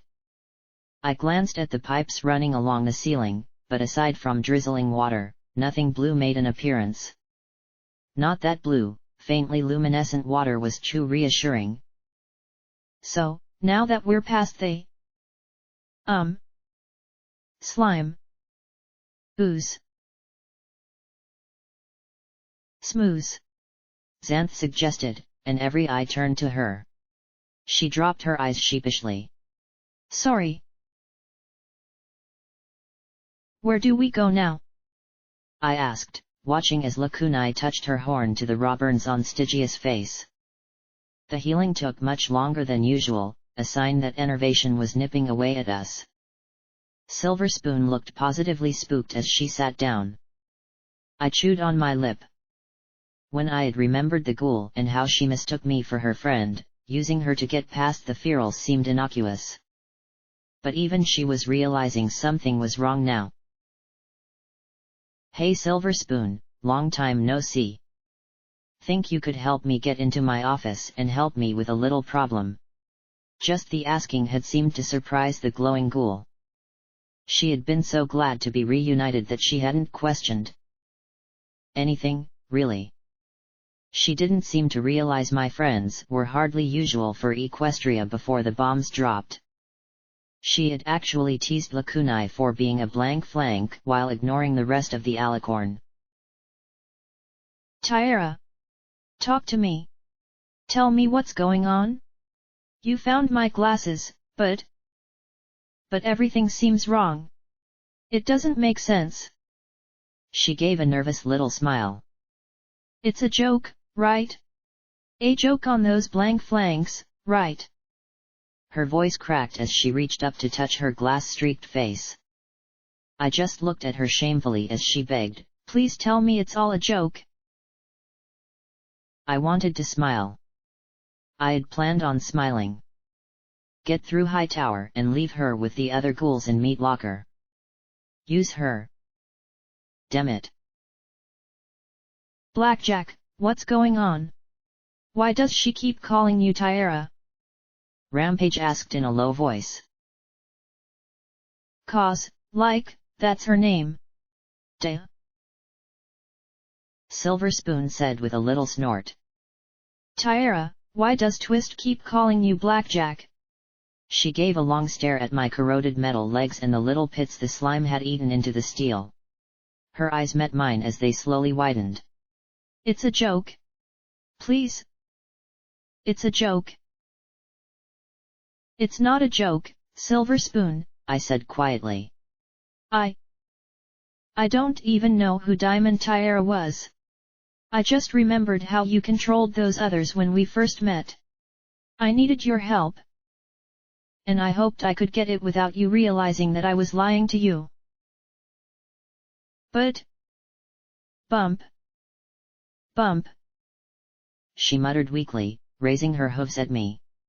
This time I didn't complete the little ritual I had lucked in on last time. No. No, no, no. Are you trying to make her a feral? Shears asked as he trotted past to the grey ghoul. Hey, Spoon. I'm sorry Blackjack's so mean. She should have told you she wasn't Tyara. Something bad happened, didn't it? Like, something really bad. Silver Spoon sobbed as she hugged her head. I think it did, but whenever I think about it...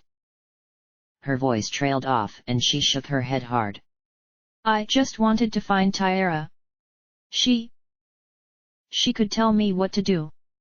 She always told every pony what to do. She sniffed and rubbed her nose. She's, like, my only friend, and I'm hers.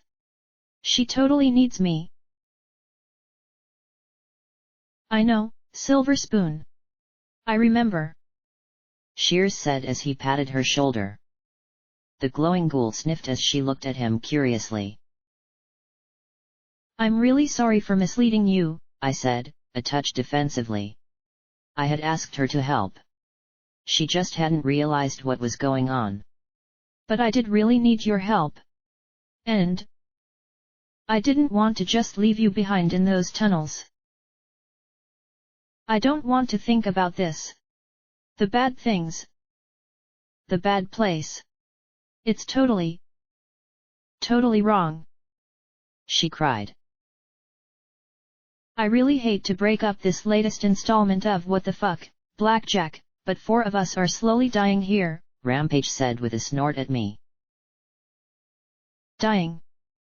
Silver Spoon blinked in confusion. There's radiation here. It's slowly poisoning us. I said, getting some stink eye from the undead contingent. Finally I sighed, sat, and threw my 4 hooves into the air. Look. I'm sorry, okay? I wish I was your Diamond Tyara or whoever you're looking for, but I'm not. I needed your help, and I lied and tricked you to get it. I'm a bad pony. And when we make it out of here, I promise I will do whatever I can to make it up to you. But right now we don't have time to fully delve into what kind of a cunt I am for tricking you. So please, come with us, Silver Spoon. I'll introduce you to Velvet. I think you'll like her. She looked at me for a few seconds, then slowly nodded. Bad pony. Psycho Shy smirked, poking my shoulder before trotting past. The rest trotted past with her, except for Lakunai and Rampage. I just needed her help, I said lamely as I looked at the striped pony. No question, Rampage replied as she trotted past. You need a lot more help than I realized. I just sighed and slumped as every pony trotted down the hall without me save Lakunai. Well? I asked, looking up at the alicorn. Well, what? She asked curiously. Isn't the goddess going to chime in or something? I asked dolefully. Blackjack, there's a lot of enervation here. The charm is somewhat effective, but it's still horribly strong. The goddess isn't listening in or watching. You needed Spoon's help. You got it. She nudged me with her wing and we started walking. The problem is that your idea hurt some pony who didn't deserve it. In the scale of wasteland crimes, it was probably around the level of littering. But you set such a high standard for yourself in the eyes of others that when you slip, it seems so much worse. Most ponies in the wasteland would simply kill Silver Spoon. You tricked her. Pretty nice for the wasteland. Pretty horrible for Blackjack. I sighed as I followed along behind every pony else. So what do I do about it? Getting her out of here alive would be a good start, the alicorn said, patting me on the head like I was a filly. I smiled sadly. Rampage had been wrong.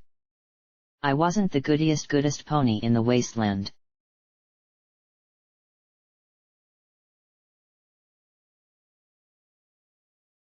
The basement of Hightower brought back fond memories of security patrols in the depths of Stable 99. A lot of the equipment was identical to what I used to trot by every year of my life. The boredom, the tediousness, the silent rovings through the level, and above all the twisty-turny nature of traveling through infrastructure designed around pipes, vents, and power generators rather than ponies. Except that while 99 had just been on the brink of falling apart, this place gave me ideas of what the stable might eventually look like if Strong Hoof's rangers couldn't restore it. Rusted stairs had fallen down shafts. Elevators were corroded shut. Water trickled everywhere. Every now and then we came across raw cables stripped of their insulation, still humming with power. I gave those a wide berth. Last thing I wanted was to get a shock that shut me down for a few hours. Because every second that radiation meter ticked up a little more. Shear's great plan had clearly not accounted for things like doors that wouldn't open, stairs that weren't there, or hallways that had collapsed. Nor had he accounted for the translucent radioactive killer slime ponies that silently stalked us. We couldn't kill them, short of Cerberus disintegrating them outright. We simply had to run and hope they didn't ooze up a vent we stood on or dribble down from a pipe. Every time Shears tried to point us in the right way, it came to a dead end. I also got the feeling that we were being followed. I occasionally saw something in the distance, but when I looked again, it was gone. I'd had too much experience with wonky vision to trust for sure that I had seen something or not. Slime below us and an impenetrable ceiling above. The plan was not going smooth. Since his knowledge was proving uselessly outdated, Shears occupied himself helping Graves deal with Silver Spoon. I had gone from her best friend to the monster that had shattered her illusion and placed her in peril for my own gain. Funny, but I seemed to be slipping a lot recently. Do better. Hadn't I once tried to do better all the time? Hadn't it once been easier? It had been a while since I thought of my virtue, what I needed to do to keep myself on the side of good. I had thought that it had meant being a good pony and doing better. Virtues were supposed to be like cutie marks. But I had no idea what mine was. Ruthlessness? That hardly sounded positive. I had once tried to help out Flank for the heck of it. I had turned over Brimstone's fall. I had tried to stop a war. I actually stopped P-21 from killing the bastards that raped and mutilated me. And then I had died. Had I come back? different? Had I come back wrong? Was the reason I wasn't affected by enervation anymore because I wasn't like the rest of my friends? Even ghouls had to worry about enervation. I wished I had Professor Zodiac to talk to, maybe she could answer this. Maybe my soul had broken, or been lost entirely. Could that happen? I slurped down another pouch of Radaway, sitting on a lump of rubble as Shears stared up at a sign, trying to remember directions. He kept looking at the sign, down the hall, and then back at the sign. Something up. I think I've found another way up, Shears said in a low voice, as if he was afraid the others would hear. But I am loath to take it. There should be some other way up to the library. Shears, we've been down here for almost an hour. The Radaway isn't going to hold out forever. I nodded my head towards the passage he had been considering. What's down this way?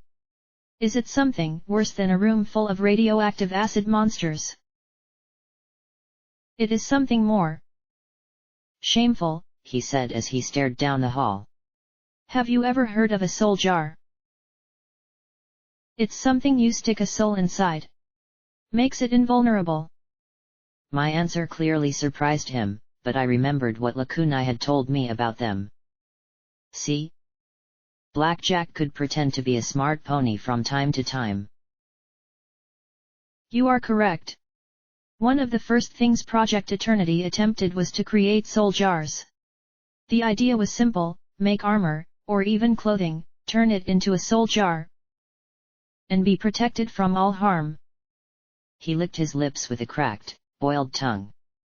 That was the idea. The reality was far different. Far more disturbing. The project was a failure, and those failures were locked away down here. They were too unpredictable to move. So, what's down there? I asked as I peered down the hall. Soul jars. Our learning curve, he said in a rush. Hopefully the magics we used have worn off. He didn't sound like he expected that to be the case, though. Examples? I prompted. Can we shoot them? Kill them? I don't know. I hope there will be nothing in there but empty shelves or rubbish. Still, we shouldn't take anything from inside. He kept his eyes straight. I thought this would be so much different. Well, that was reassuring. Me too, but... Welcome to Hoofington, I muttered. Don't forget your complimentary bag of suck. It's easy to blame Hoofington, the wasteland, and long-dead ponies. Far easier than blaming ourselves. He turned towards the others, saying to me, I don't know what we'll find, but I doubt it will be peaceful. Then he trotted back to tell them he had found another way out of the basement. Cryptic ponies. Was there something about being 2 centuries old that made ponies unable to give straight answers? I mean, really, once you got past 100 years, was it all that hard to just spit things out? I sighed, prepared a magazine of explosive rounds, and led the way down the hall. There were some dead-end storage rooms full of some useful salvage, but no way out. The air was disturbingly still and quiet. Even with almost a dozen people, conversations became more muted and indistinct. The glow from the one emergency lights and my light spell flickered and dimmed to the point I could barely see my hoof in front of my face. Then we reached at the very end of the hall to find another door and terminal like the one before. I held my pip buck up, and once more the terminal and the device in my leg had a chat. Then the door opened with a sigh. A cool breeze began to draw into the dark room beyond. I reached over and flicked the light switches next to the door, but no matter how I flipped them, the room remained dark. Nothing on EFS. I tried to get it to work, but the targeting spell kept having red and blue bars flicker in and out of view as the system shut down every time I got it on. Click click click went my radiation meter. No time to waste. Okay. Be ready for anything. Don't touch anything. I love the specific warnings, Rampage muttered as we slowly began to advance. My light spell barely illuminated anything in the silent room. Goosebumps prickled on my hide as we came into view of some dusty shelves and my light slowly illuminated a stuffed pony. Its glassy black eyes stared back at me. Next to it was an umbrella. Beside that was an old pony in the box. Junk. The shelves were full of strange knickknacks, toys, pieces of clothing, and other innocuous objects. So why did I feel like the room was full of ponies? Like they hid just beyond the reach of my light spell, holding their breath, watching. Cursed. This room is cursed. Xanth whimpered. It is full of ghosts. There's no such thing as ghosts, Psycho Shy said nervously. Ghouls, monster ponies, and alicorns, sure. But no ghosts. We experimented on all these objects. First we tried using animal souls. Then some volunteers. Mules. Poor ponies that wouldn't be missed. But necromancy was an unknown art. Twilight and Celestia both disagreed with Rarity about it, so she went to Golden Blood behind their backs. He knew Hightower would be perfect. Large population. Accidents happen all the time here. Violent offenders with few family who would not be missed.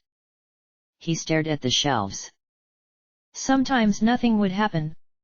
Sometimes something unpredictable would happen. And sometimes we actually succeeded at making a soul jar. But we never could tell for certain what precisely we had done.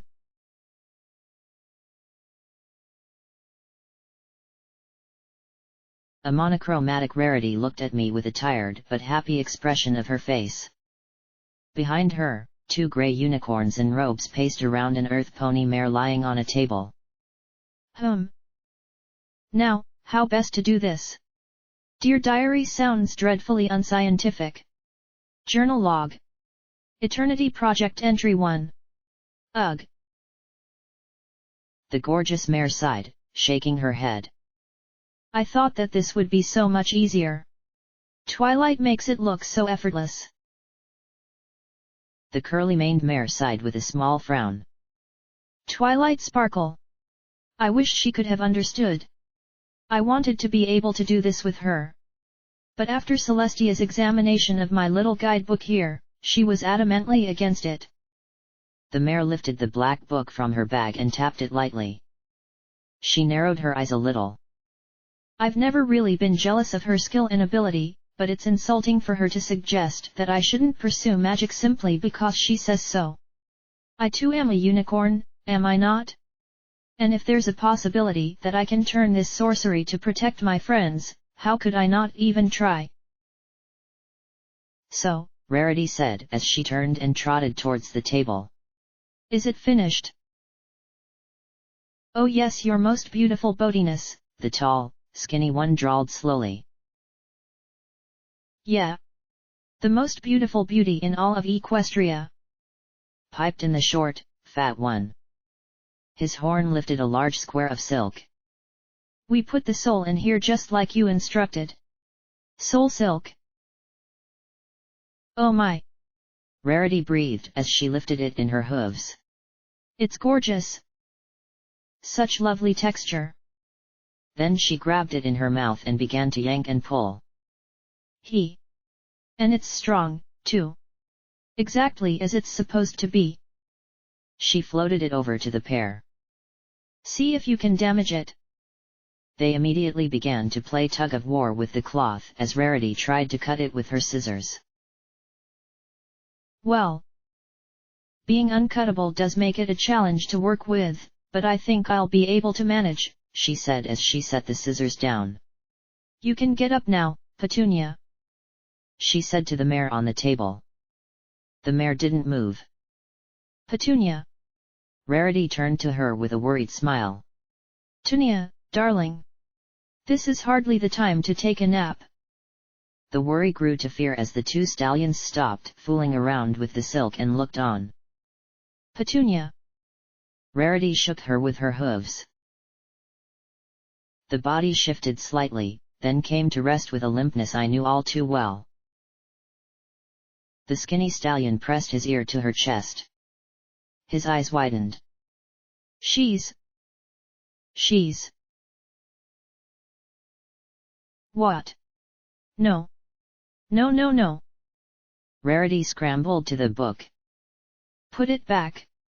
Put her soul back. There must be a way to put it back. She cried as her horn glowed and she turned the pages of the black book frantically.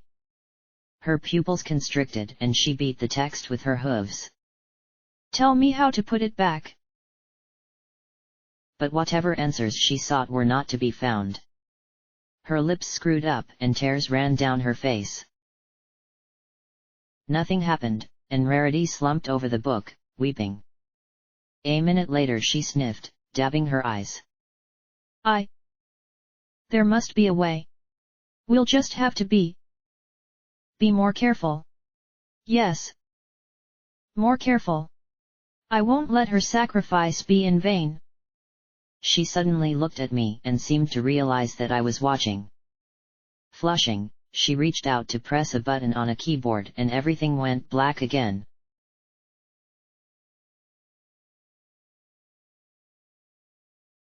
The sudden flash made me trip and fall on my face.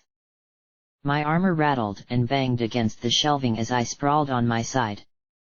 That wasn't a vision like I had experienced before. Maybe when eternity had been unsealed there had been a number of video recordings transferred to me, and now they were just shooting off in compressed bursts. Hadn't it been wonderful when my life consisted of normal eyes that only saw the usual stable tech-approved augmented vision? Are you okay, Blackjack? Rampage whispered. I hardly blamed her.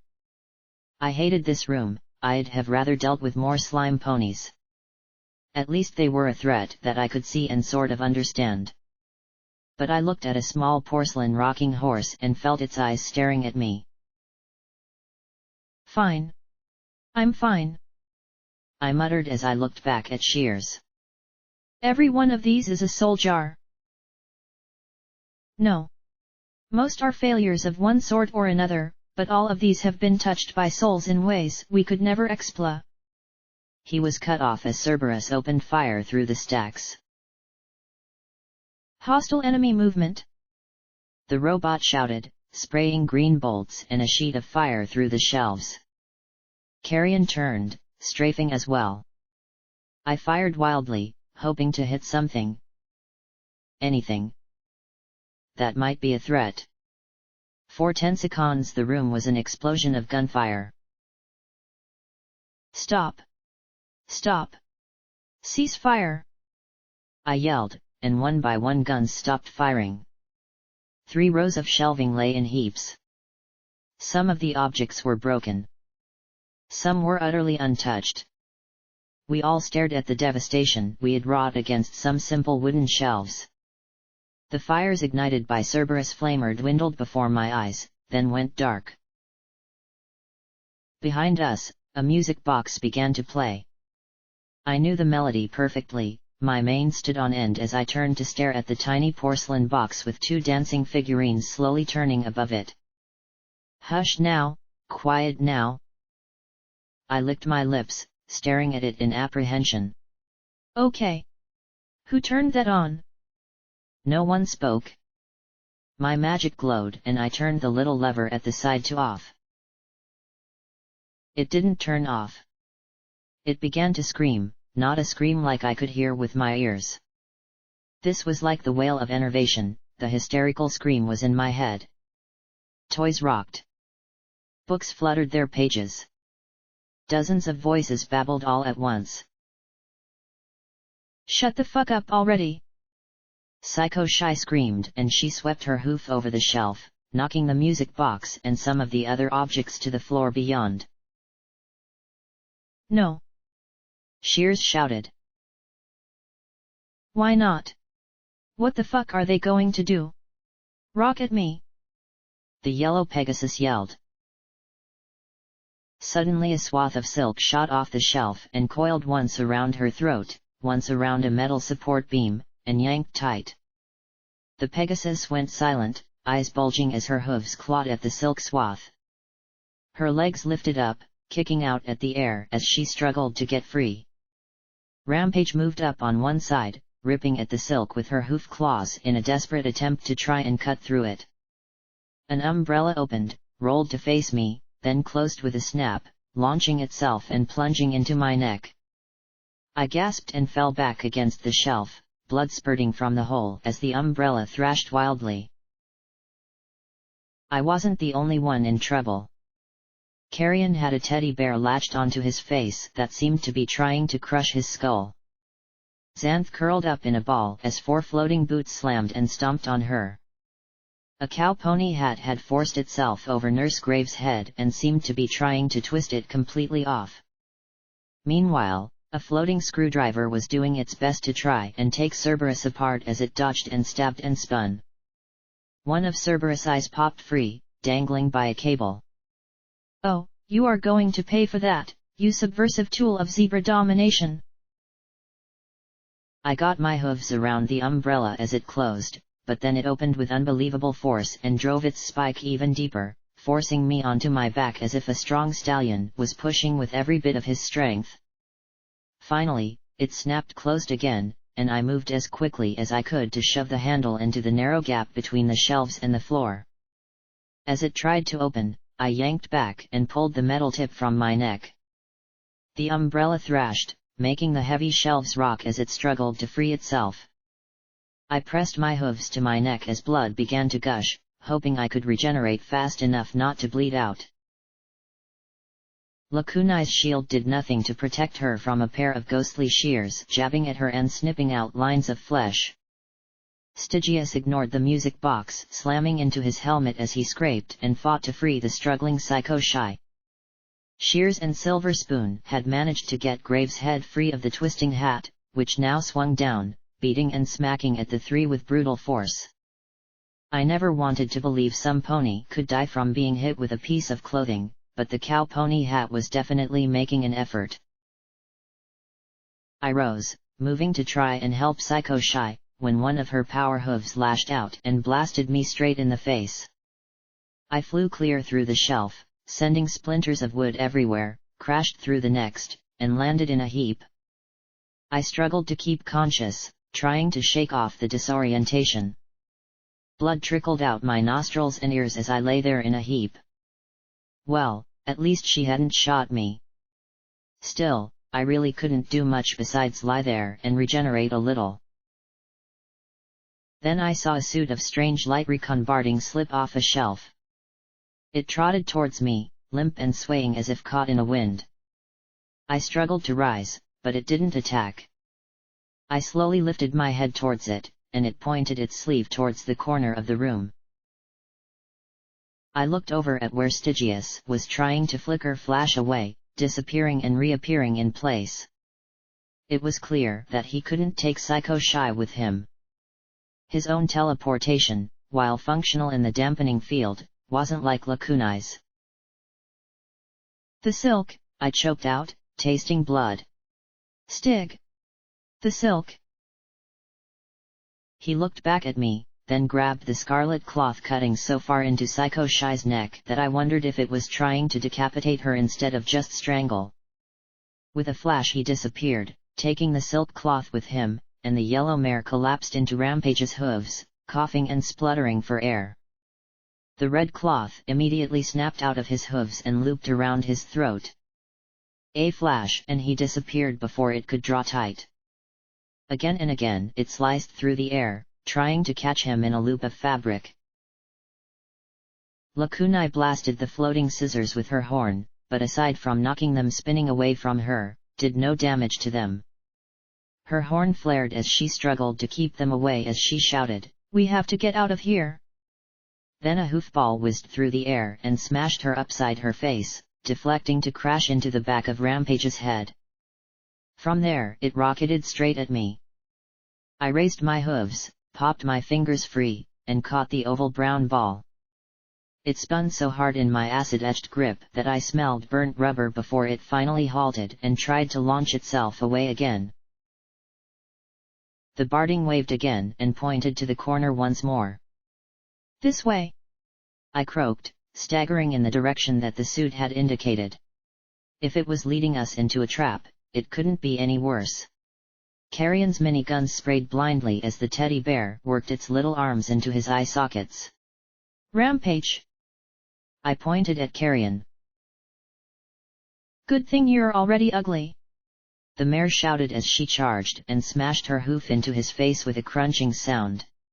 His deformed features twisted grotesquely as Rampage hooked her claws around the bear and pulled. With a grind of bone and a ripping of skin and feathers, she pulled the teddy bear free. It struggled, wiggling its gunk-covered plush arms at her as its mouth opened and closed silently, but a ghostly voice screamed in rage in my mind. "This way," she said as she looped her tail around his neck and guided the griffin towards me. Xanth lifted her forehooves to run, and the boots attacking her suddenly reversed, putting themselves on the ends of her forelegs. "Oh no!" she whimpered as they yanked her up, and the other two jammed themselves on her back legs. "Help me!" she screamed as the boots yanked her to her hooves and sent her galloping straight at a solid cinder block wall. Lakunai levitated the zebra, her hooves racing in midair. I brought out my sword and ran over to her. There was no clean or nice way to do this. I dropped into Sats, targeted her closest hoof, and said a little prayer to Celestia that I wasn't about to make her a stab. The spell executed a single stroke that bit into the boot's leather. A moment later I heard a sharp cry from the boot as the leather parted in a gash a few inches long, and instantly all four boots jerked off her legs and scampered towards the far side of the storage room. I looked at the sword, and then a manic grin spread across my face as I sliced it at the cow pony hat. It took a swipe at me, but I nicked the brim. The hat gave a similar shriek and at once backed off as if caught in a gust of ethereal wind. The red scarf stopped trying to choke Stygius and instead looped itself around the next closest pony, wrapping itself around her neck and crushing her throat. Nurse Graves gave a slightly annoyed look at the silk around her neck and trotted in the direction of the corner of the room. A door had been pushed open, and we were slowly making our way out one by one. Now that they could be hurt, the cursed items were keeping their distance, though I did have the surreal experience of dueling with the floating screwdriver as I gave Cerberus a chance to withdraw with his bolts intact. I was last through the door in the corner, pulling it tight behind me as the objects started to rally. The next room had the same cold feeling as the first, but instead of shelves, this room had 10 smashed display cases with a broken modeling dummy in each. From a tiny gem fixed into the top of each case shone a cone of cool, stark light that illuminated their naked pawn equine occupants. I looked at Nurse Graves and the silk swath that was trying to choke her to death. "You know, that's not going to work. She doesn't need to breathe." The ends of the scarf seemed to flutter in frustration. Nurse Graves looked at me coolly, arching her brow as her neck indented.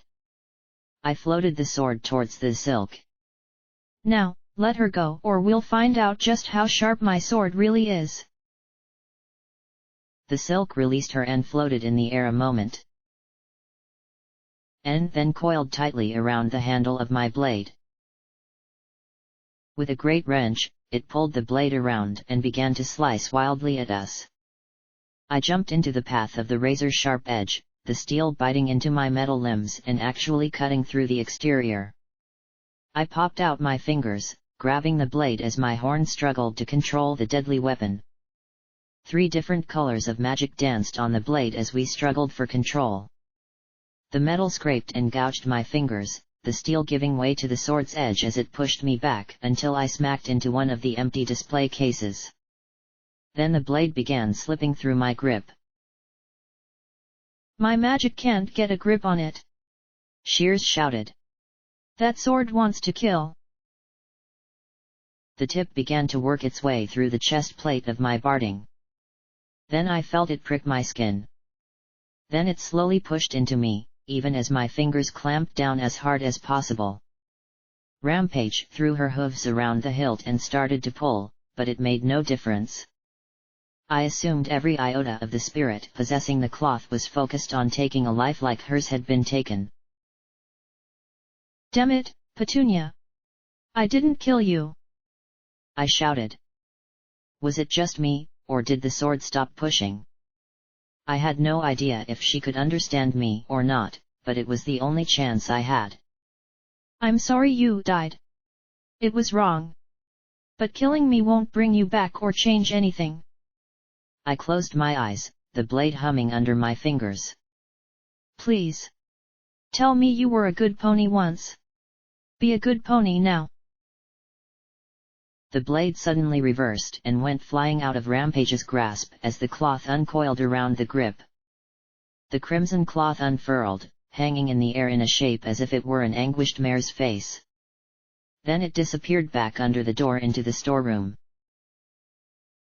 I lay there for 1 second, staring at the bottom of the door, then finally flopped over on my side with a groan. That's it. I give up. Hightower wins. I declared feebly. Killer-possessed silk is where I draw the line. Psycho Shy was curled up, concentrating on breathing as Graves and Stygius tended to her. Lacunai's wounds seemed to be healing before my very eyes. Radiation did an alicorn good.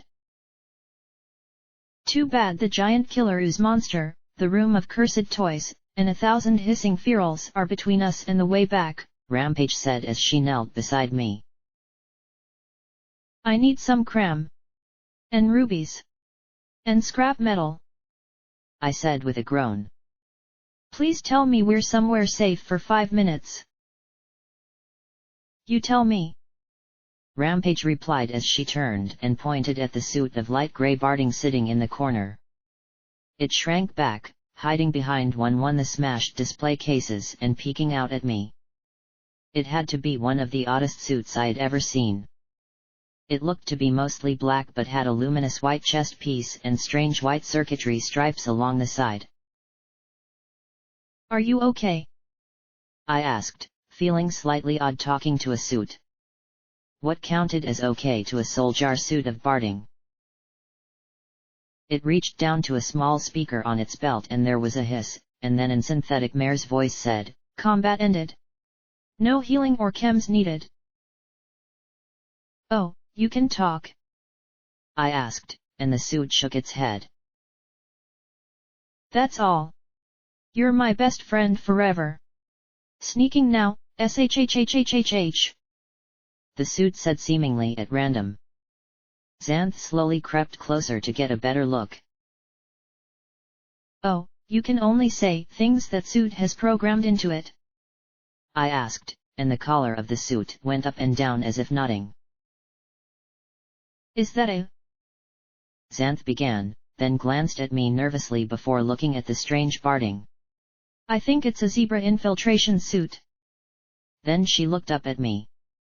But they're supposed to self-destruct if they're ever removed from the wearer without the proper tools and procedures. Then the zebra drew back and muttered, "And why is it speaking in pony?" The suit shook its collar. We didn't remove her from it. Shears glanced at the infiltration suit, and it shrank back. Naturally, the zebras were curious about what we were doing here. But one, at least, never reported back. Rarity, of course, always the designer, attempted some modifications to her suit. He said as he rose to his hooves, looking at the other display cases. But this was Eternity's first failure. The soul armor.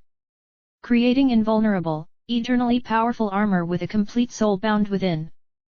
He looked at the armor with disappointment. We assumed that, without a mind, a soul was just a thing. Something special that made a pony, or a griffin a griffin. When we transferred a complete soul to an object, however, it began to manifest peculiar powers. Even brushing a soul could bestow strange effects on the tool. He looked back at me. Worse, the soul within could affect the mind of the wearer. What? I asked as looked from him to the armor. The wearers would feel uncomfortable. Watched. They'd exhibit personality changes, growing closer to the captive soul. Shears said quietly as he circled the armor. And since most of the souls we used were maximum security prisoners, you created monsters, I finished. Carrion's crippled face was slowly pulling itself together, but I had no idea if that was from healing magic or radiation. Shears nodded. I think that can be summed up as OOPSI, Rampage said. I counted the display cases. 8 total. You're saying that there are 7 more suits of indestructible soul armor roaming around this place? Yes. I suppose so. Shears replied. But why didn't you use them? I asked, and everything went white again.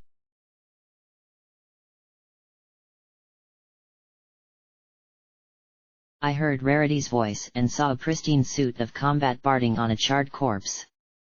Test 1. Armor failed to protect from enemy flamer. The same combat barding on an intact corpse, minus a hole through the stallion's face. Test 2. Armor failed to protect from enemy sniper. A piece of grey combat armor with a helmet and completely intact face place. Test 3.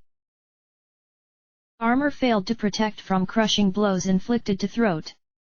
The same armor, this time Rarity speaking with frustration. Test 4.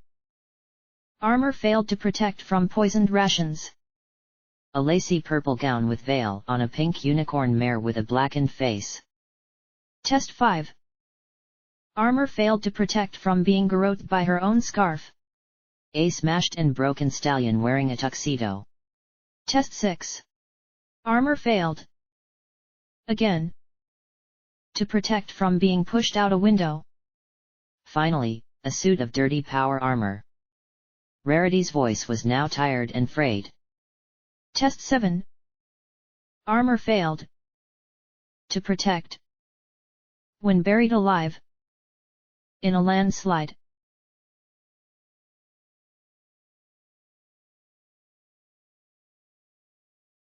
The recording faded and my vision returned to normal. The armor didn't do what Rarity wanted, Shears explained. What she needed was armor to keep the occupant safe. Just like how Applejack was inspired to create power armor after the death of Big Macintosh, Rarity was inspired to create a flawless form of protection for herself and her friends. Some foolproof method of defense. But her tests failed, I replied, and I got the feeling I had surprised him.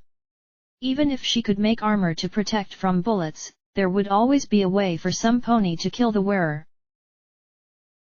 How could you know that? Shears breathed.